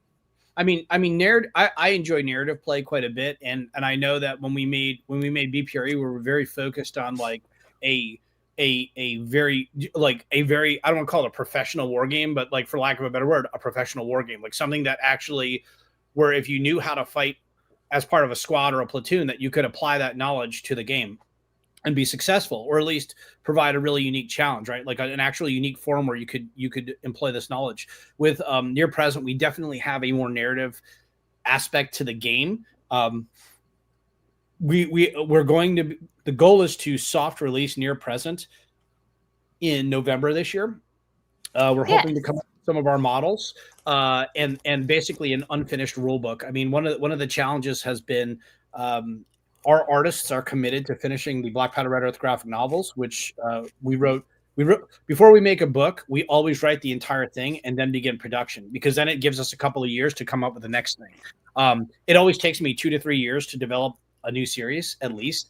I'm not fast. I also thorough. Well, yeah, I mean, I know our artist has been asking, he wants to do a noir crime series, and I'm like, I will happily do a noir crime series with you once I finish the Near Present graphic novel that I'm writing.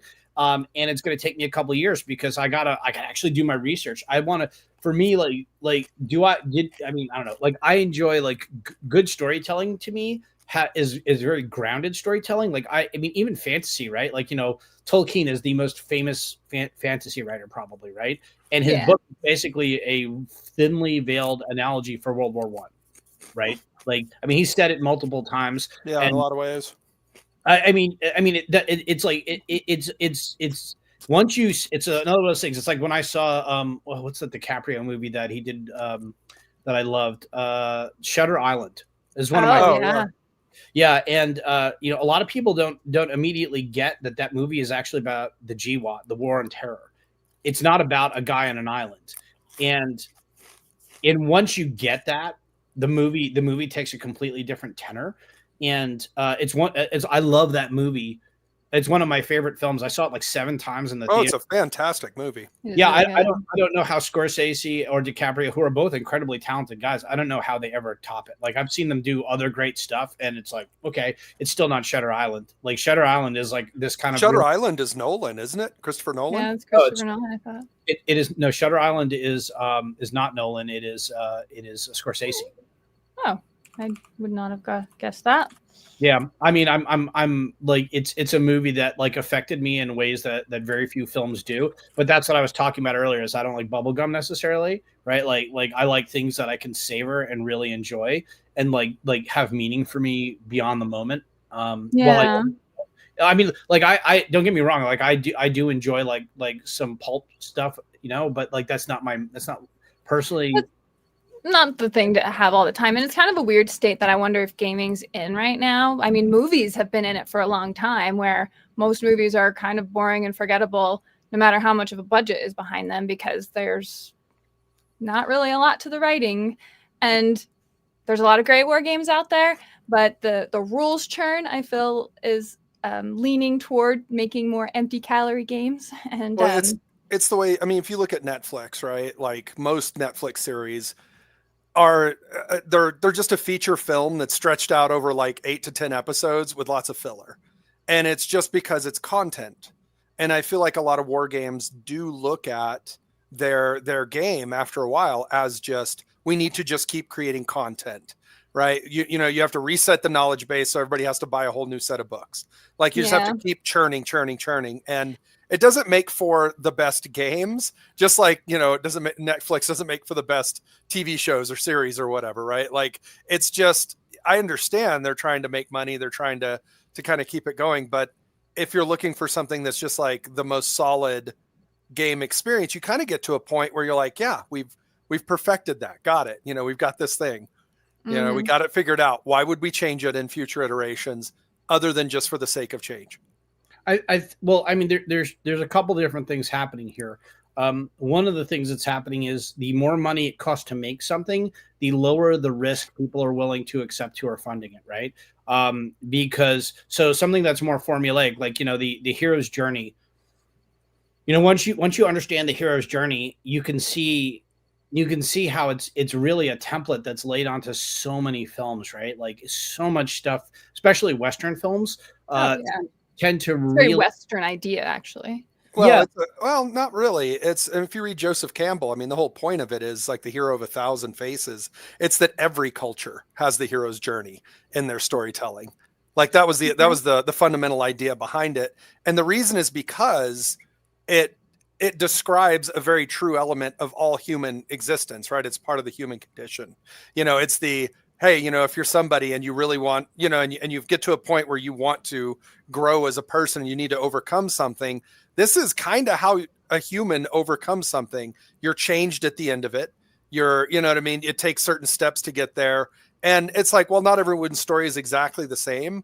The idea of the hero's journey is based on, well, this is how for thousands of years humans have overcome things, is kind of by this personal journey. And so if you like, Joseph Campbell goes over it a lot in his book, but that's the idea behind it. No, Jeremy. So here's the thing about, I mean, allegory is, I think, very important in art. If you want people to be open-minded to an idea, you don't just hammer them on the head with the stupid idea. You use some sort of other way that they'd be open to. So Shutter Island, you know, it's on this island. If it's about the war on terror, I guess is what you're saying. Yeah, I mean, the author talks about it. If you get the special disc with all the extra features, the idea that, like, I mean, the main character in the movie went through something incredibly traumatic in World War II, and he comes back and he is unable to cope with what happens, and he tries to create a family and he tries to do things, and his cup is full, right? He is not able to deal with the fact that his wife is falling apart and is unwilling to deal with it. So he throws himself into his job. And when he comes back, you know, spoiler alert, if you haven't seen it, it came out like 15 years ago now. Or 10 years ago. But yeah, he comes back and his wife has murdered his kids. And and he can't, and then he has to kill her. Well, so he creates this false narrative that he keeps living within, that he's a detective and somebody has murdered like his family, and then there's another murder on this island, and he has to, like, there's a whole construct he builds in his mind because he's having trouble dealing with the reality of what actually happened to him. Well, what he says at the end is important, right? Like, is it better to die as a hero or to live long enough till you become a monster? And it's not like in the film, it's not even that he's he's got a fake family and that he can't deal with it. He literally has created an entirely new life that his family didn't exist in. Mm-hmm. Like, he sees the kids' bodies at Auschwitz, right? Like in the piles of corpses. And like, you know, it's a crazy thing. Like my shop teacher, when I was a kid, had been in the 101st Airborne. So he was there when they I think it was Buchenwald they went to. And he talked about that in our 8th grade World War II class. And, it's a heavy conversation to have with a bunch of like junior high school students. I miss teachers like that. I had a history teacher that was like that. And I think those are, it's like the stuff you remember into your old age are the stories you had with adults that actually talk to you like adults whenever they were teachers. Yeah. I mean, it's so I guess with the film like Shutter Island, like they're trying, you know, and it just, or like Lord of the Rings, like they're trying to talk about something that is very difficult to talk about without people injecting their own feelings into something. And specifically their preconceived notions. Well, Yes. yeah, I mean, you know, and I'm trying to think. There was another film that came out a couple of years ago. Like there was a World War II movie called Cross of Iron by Sam Peckinpah, which I love, and it's not about World War II. It's about Vietnam, right? There's a great science book called The Forever War, which has nothing. It is a story about like people going out into space and dealing with the effects of relativity as you go out in space. You know, like the people are going out in space are not aging, but then when they come back to Earth every like 100 years or 200 years, as they're going further and further out, they're more and more disconnected from the world that they were fighting for, because in 100 years there's so much change they don't even recognize the world coming back to.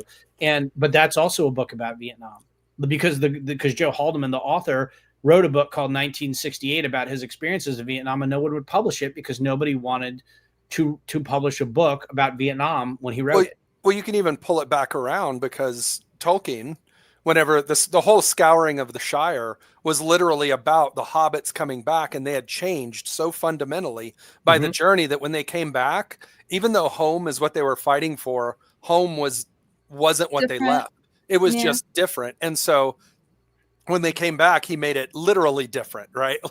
Like he had actually changed it where it changed, but they were never able to really connect with anyone else there. And it was a common experience that World War I veterans had that had been documented, where they knew each other, but they didn't really get on with people back home that didn't understand what they'd gone through, because they had changed so fundamentally from the experience that it just isn't the same anymore. And so it's like what you're describing. You come back, they come back from Vietnam, and it's just, well, Vietnam has a lot of other issues that they came back to, but with a lot of those wars, the people that came back, is just the world is different to them, and it's just they can't go back to the world that they left.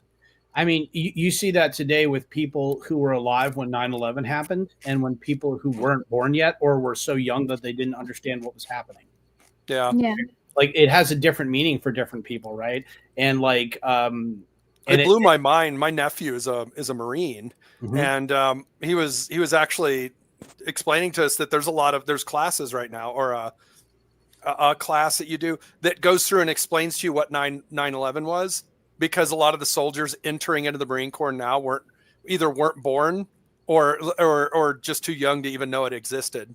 And it's just like, oh my God, it's kind of a weird realization. Yeah, it's 24 years ago.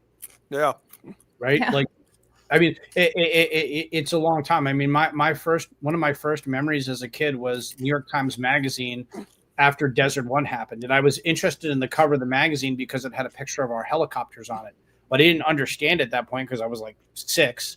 Was that the mission had failed, and that our guys had gotten killed, and they never even went in.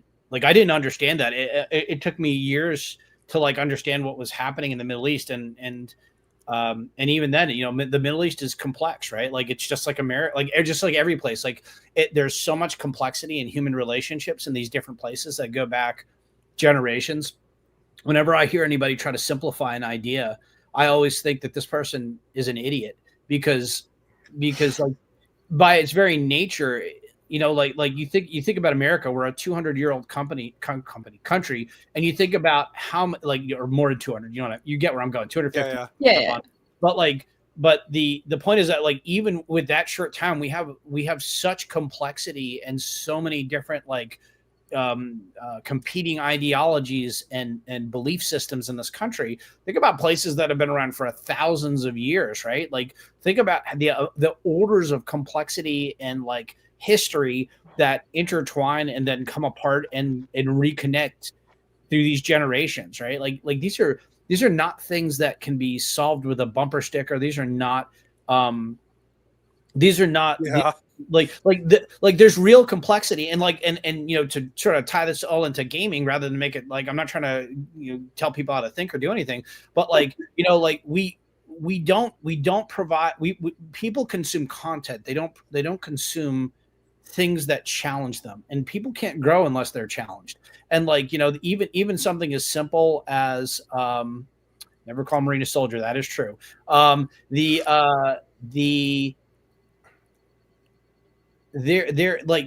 If we have better tools and we have better inputs that get us to think about things more critically, perhaps we can interact with each other in a more meaningful and useful way long term, right? You know, however that is, right? Like whether it's economically or like the art we enjoy or the music we like or whatever it is, right? Like there's so much room and there's so much potential in human beings to develop and explore and build. And so often, like certainly in the past a decade or so, I've really seen, or at least I feel like, I feel like a lot of that potential is collapsing in favor of what's easy and recognizable. I was going to being Slogan. passively entertained. Well, Yeah. you need to be engaged when you see things, right? You know, like even on a simple level, like you guys, you have your show, right? You talk to people. You're like podcasting in general is a really interesting response to things getting more and more edited to present narratives that people want, right? Like you know, famously, like re-editing people. Like it's happened to me. I was in a documentary a couple of years ago about music, and I got edited in ways that completely changed some of the context of what I was talking about. And I was like, initially I was super frustrated about it. I'm like, oh, what am I doing? Like, why? Of course this is what's going to happen, right? Like that guy's trying to tell a story and he's trying to fit me into his story. He's not telling my story, you know, he's telling his story. And like podcasting gives people the opportunity to maybe tell their story and then figure out how it relates to the person that they're talking to, which I think is a good thing because it gives us different perspectives, especially in a time when people don't physically maybe interact as much as they used to, right? Like, you know, like Well, I think that's one of the things that this hobby really lends toward, right? Is the physicality.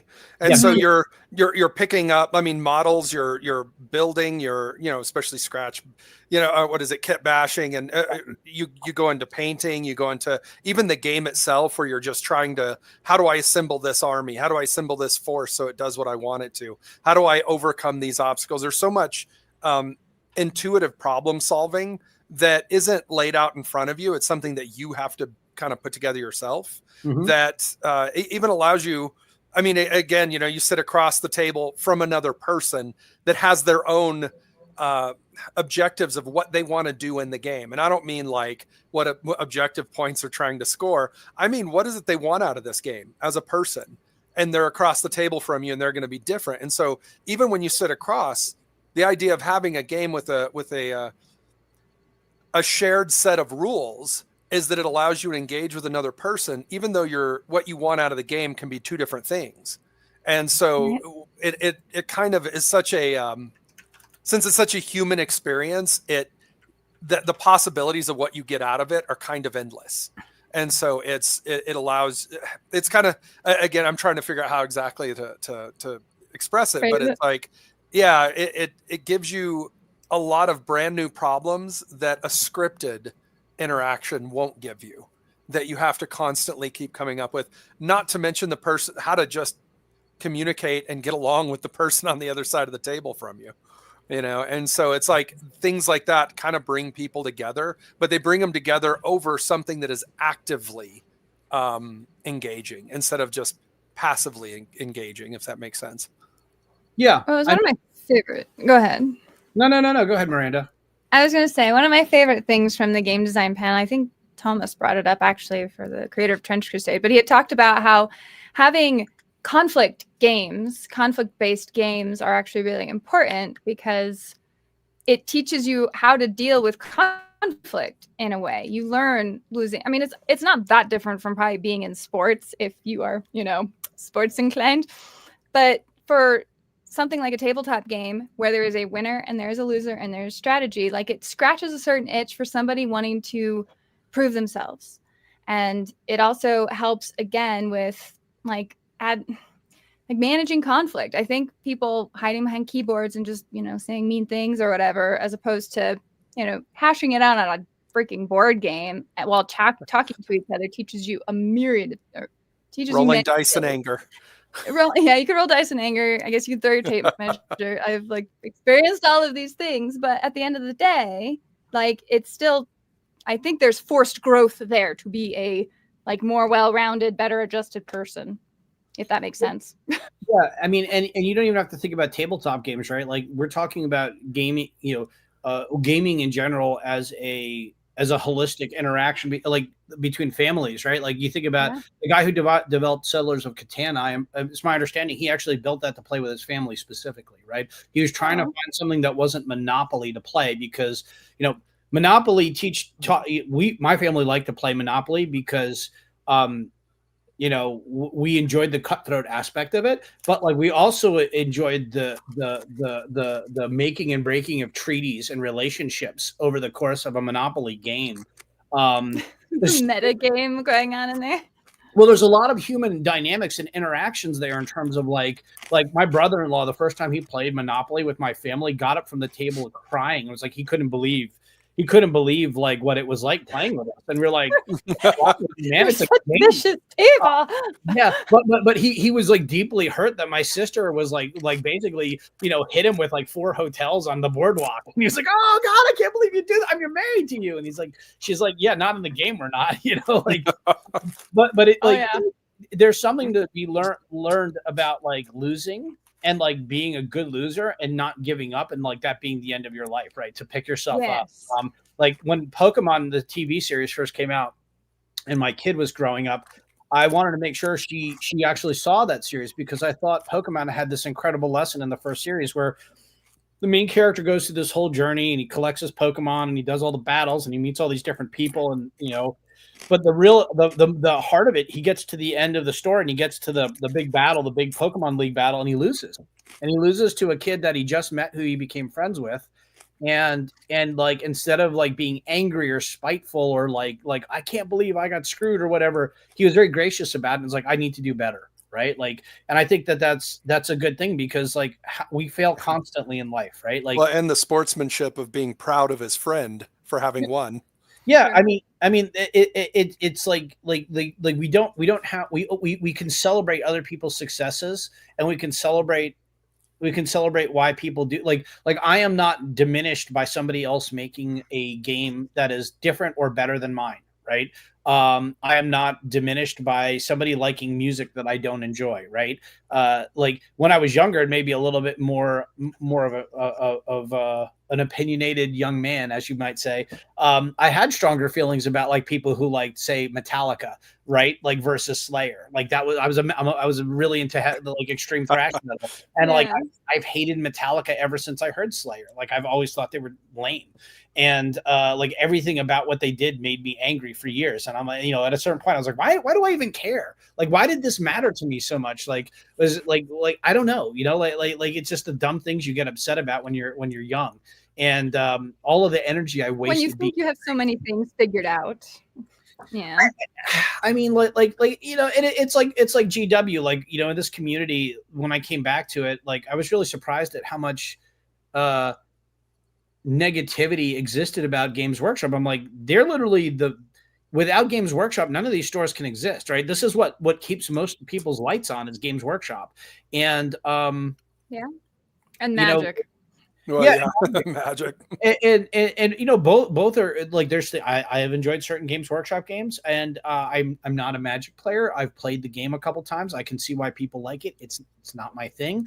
But like I get that I get that there is real these companies are doing things that, like, you know, especially Games Workshop, they've built a lot of domestic manufacturing in their own country. They've built a lot of jobs for people. They've created a industry that didn't exist before.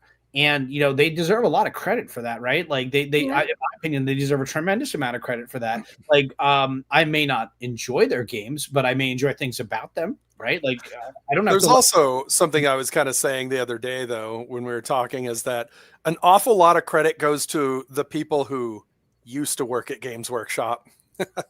Those are the guys that really blazed the trail and kind of set it all up for success. It is. You can argue that with a lot of games. We talk about a lot.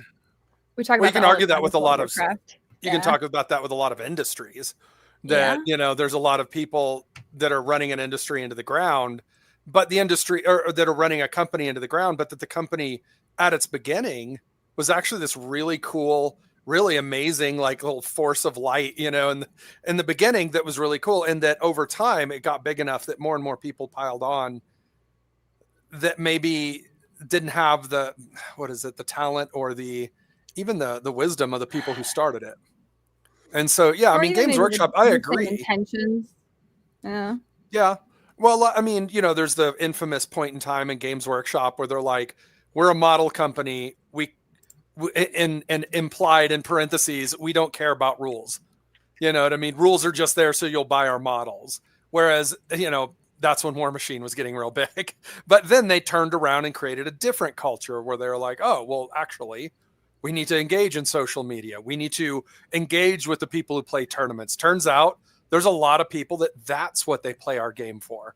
And so and so they got a little stronger there. And then as companies, you can even go too far in that direction. And so, I agree with you that they've created a lot of jobs for a lot of people.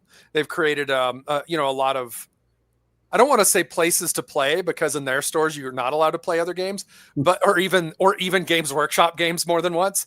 But but I mean, they have created, what is it? The rising tide raises all ships. Yes. And so in that sense, they have really strengthened the wargaming, the world of wargaming.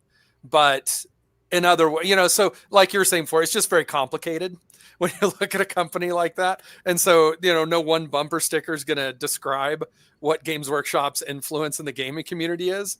But there is still a lot of respect for the people who built it originally. Well, there's a difference between building a brand and building a business. Yeah. And the people you're referring to are the people who built the 40K brand.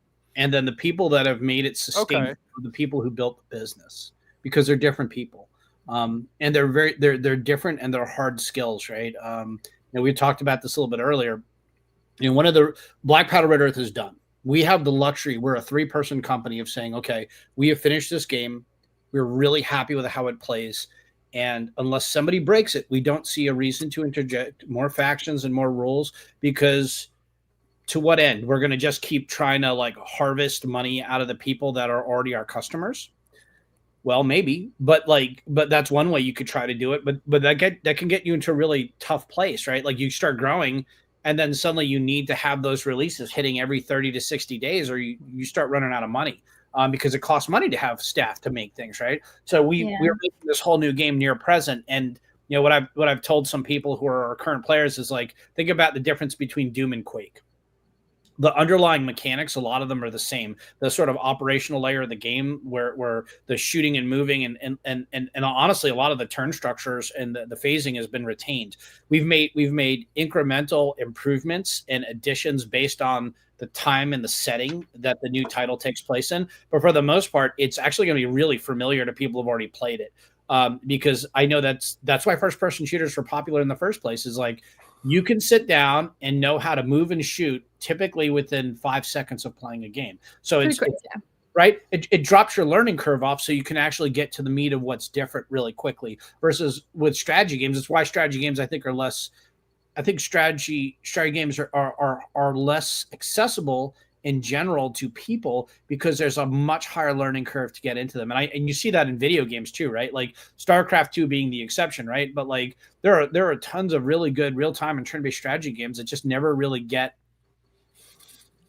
an audience beyond a very specific point in time. And then maybe you hear about them on a retro gaming podcast or something like that. But there's such good work being done in terms of how to deal with a genuinely complex and challenging strategy game that was happening on the PlayStation and the Sega Saturn and things like that, these older platforms that people don't have anymore. And but they weren't these aren't million seller games, you know what I mean? They're not giant titles the way that say something like 40K is. And I know that we have very much tried to look at what Warhammer did right, which is to build an IP and not just a game, right? You need the story, then the game system, and then the world building, because there's 3 things happening, right? You want world building, so if people don't like your game, they can go make their own game, right? They can make their art. I'm not much of an RPG player anymore. But if somebody wants to make an RPG in our universe, I mean, God bless them, right? It's a totally different acquired taste to play a game like that, though, right? And for BPRE, like we used to joke, well, what is the RPG aspect? You do steroids and you buy cars that you don't need and you do push-ups. Like, is that because that's what people do when they're not actually out fighting when you're deployed downrange, right? Like you go shopping with all your money, you work out like a fiend, and and then you do reps, right? Like there's a phrase FOBIT, which is like guys who spend a lot of time in these forward operating bases where there's nothing to do. So what do? You work out for 4 hours a day and you become like this like brick of muscle.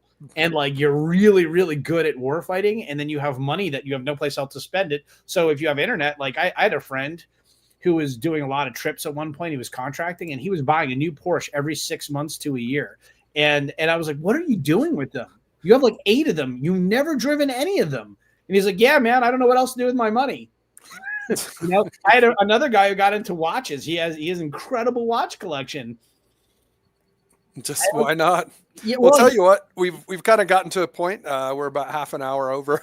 But Miranda, do you have paintings for this week? I do, but I did want to make sure that John got to say what he wanted on near present. I don't know why I keep wanting to call it near perfect, near present. Because yes. Like you showed me some stuff, but I actually don't know what I can and can't say now. So we're keeping it pretty low key for now. I'll circle back like in November once we actually start really releasing, like getting up to the release. I will circle back with you. We'll get you some models so you can take a look at them. We'll do a more proper release experience for your audience. Yeah, I mean generally speaking, here's the real broad strokes. Black Powder Red Earth, what we've been doing for the past 15 years is basically we look 5 to 7 years ahead and extrapolate what we think the next conflict is going to be. With near present, we looked 20 to 25 years down the line and developed a scenario in a world based on all these different inputs that we never really considered before because we're dealing with 25 years ahead, 20 years ahead. And that this game has the same level of authenticity and thought put into the world building and the gameplay and all of the different aspects of storytelling that we're going to be doing. It's a little bit more sci-fi, but it's more like Children of Men sci-fi than it is Star Wars, right? Like it's a very grounded science fiction story. Somebody's asking where you can support us in the meantime. Well, you can buy our stuff on our website. That's easy, but like we have a Patreon, $5 a month gets you in the door. $5 a month actually that's linked on the website. Yeah, that gets you the Patreon, which is Black Powder Red Earth, or patreon.com/Black Powder Red Earth. That's going to have all the near present stuff in it as well. We're basically just going to keep one Patreon and just keep adding to it essentially over time. And the idea is that like right now for $5 you get PDFs of everything, all of the books we've ever made, all of the rules for the games, proxies for the games if you don't want to spend all the money, because our stuff, we never even talk about that. All of our stuff's made in America. All of it's sourced in America. We have a very strong stance against using any kind of forced labor or any, very, very strict standards of manufacturing and quality and then personal integrity. So accordingly, our stuff is considerably more expensive than a lot of our competitors. But, for people who get it, they tend to be very happy with there's a requirement when you open your box to yell America.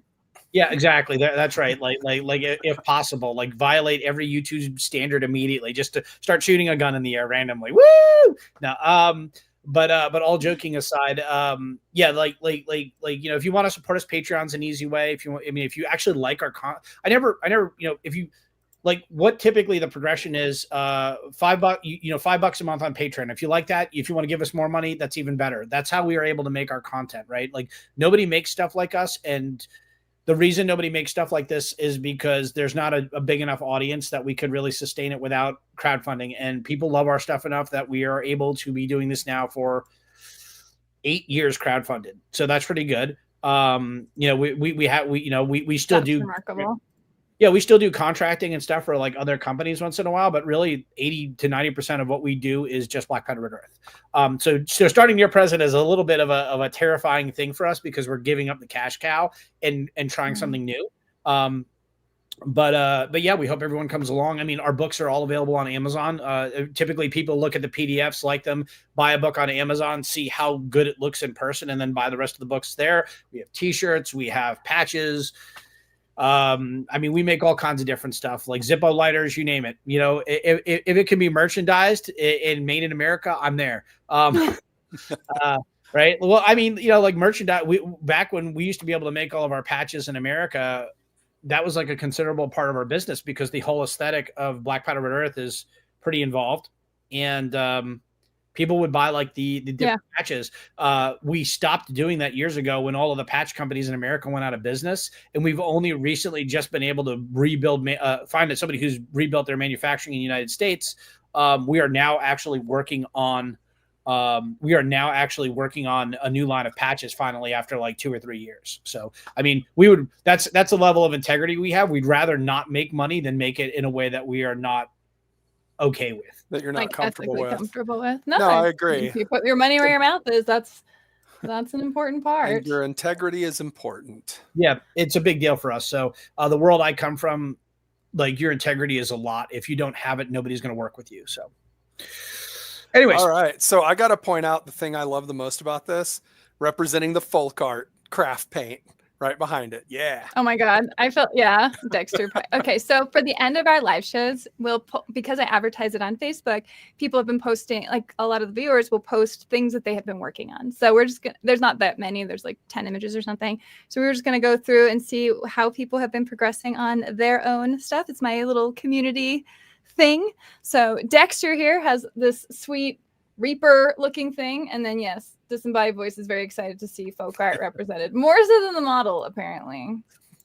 Yeah, you know, the model's all right. You know, it's okay. I mean, it's super awesome, but you know.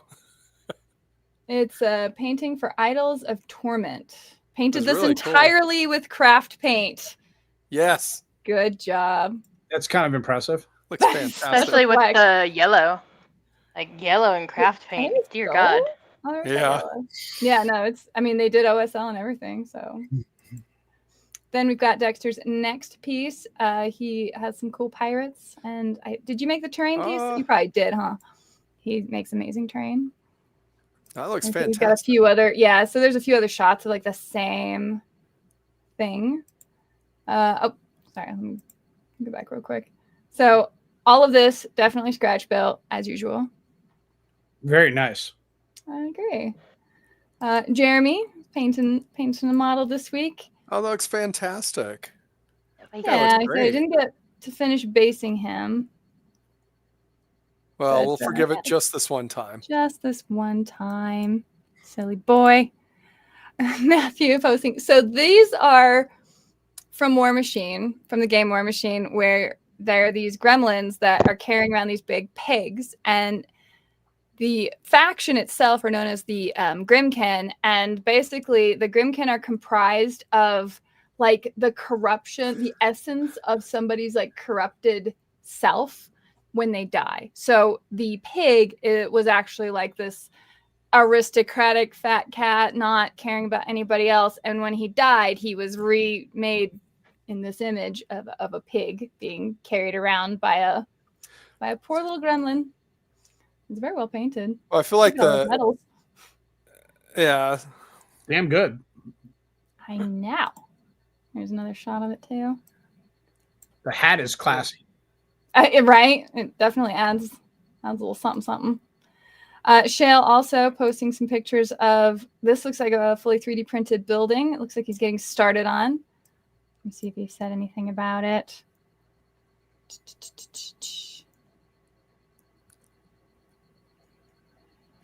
Maybe. Why does Facebook hide comments? That's so annoying. All right.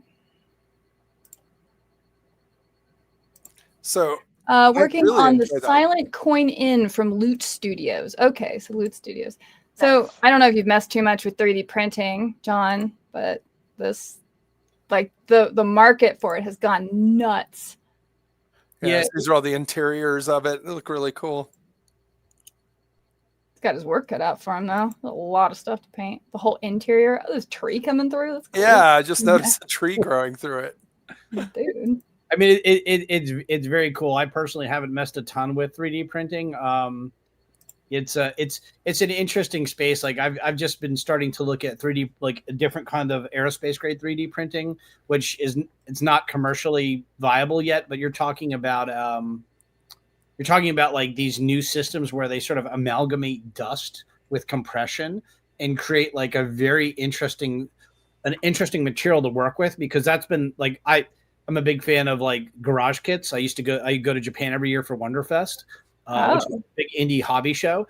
And if you've never been there, it's actually really worth going. It's an incredible show. I still have models from 2 years ago I'm working on. But the 3D printed stuff that they're coming out with there, like I've actually stopped buying their 3D printed stuff because their resin does not respond the way that other resin I'm used to works with. So like, for example, I find a lot of the resin is very soapy. And as I'm like shaving off like nubs, I can accidentally just like take a whole corner off and ruin the piece. Also, I get a lot of weird distortions with the resin material. So there's a lot going on. Resin's an interesting place in terms of 3D printing. It's definitely the future. I just don't know where we're at in terms of the technology yet. Like it's coming. I mean, for sure, it's coming to a point where I'll be interested in it in a more meaningful way, but I'm not quite there yet. Oh, cool. Well, but I think we're just about there. I'm trying to see if I can get some last thing to work here. There it is. Paul asked to share his recent project on the 3D printing topic. He 3D printed a D20. Oh, that's so. Wait a minute. I see is that a FDM print? Yes. Okay. Yes, 100% FDM. So good job, Paul. Try to get that in there. Whew, right before the wire. I'm gonna move my camera to show you what DJ just 3D printed. See if it shows up. All right. Up here. Get it up here. You see the corner up there? Oh my God! I see Silk Song or Hornet. I guess is her name. Hornet and. That's fantastic. Hollow Knight. You're actually magnetized to the side of the. Oh, that's cool. All right, that's freaking awesome.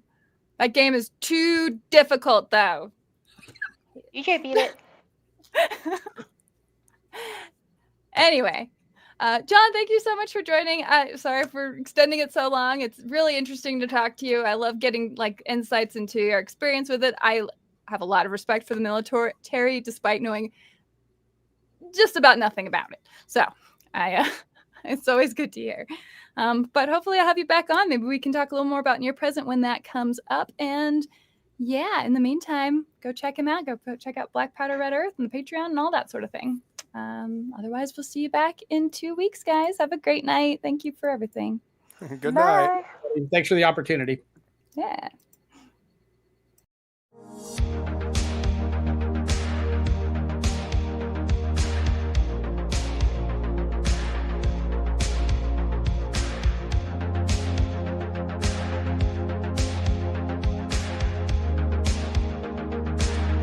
Barry, cover me.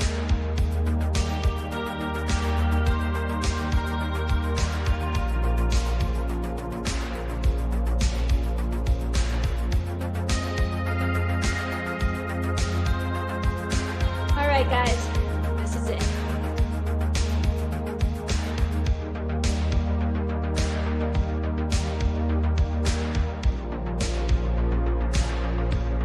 Copy that.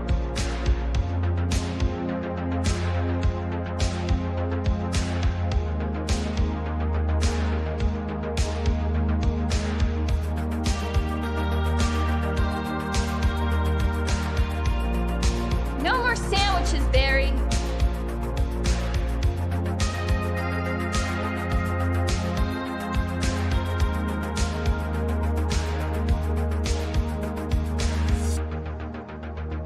What's wrong with this place?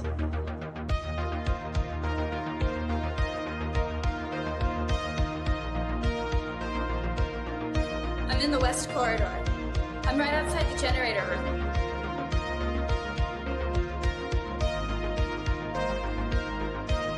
I'm out of bullets.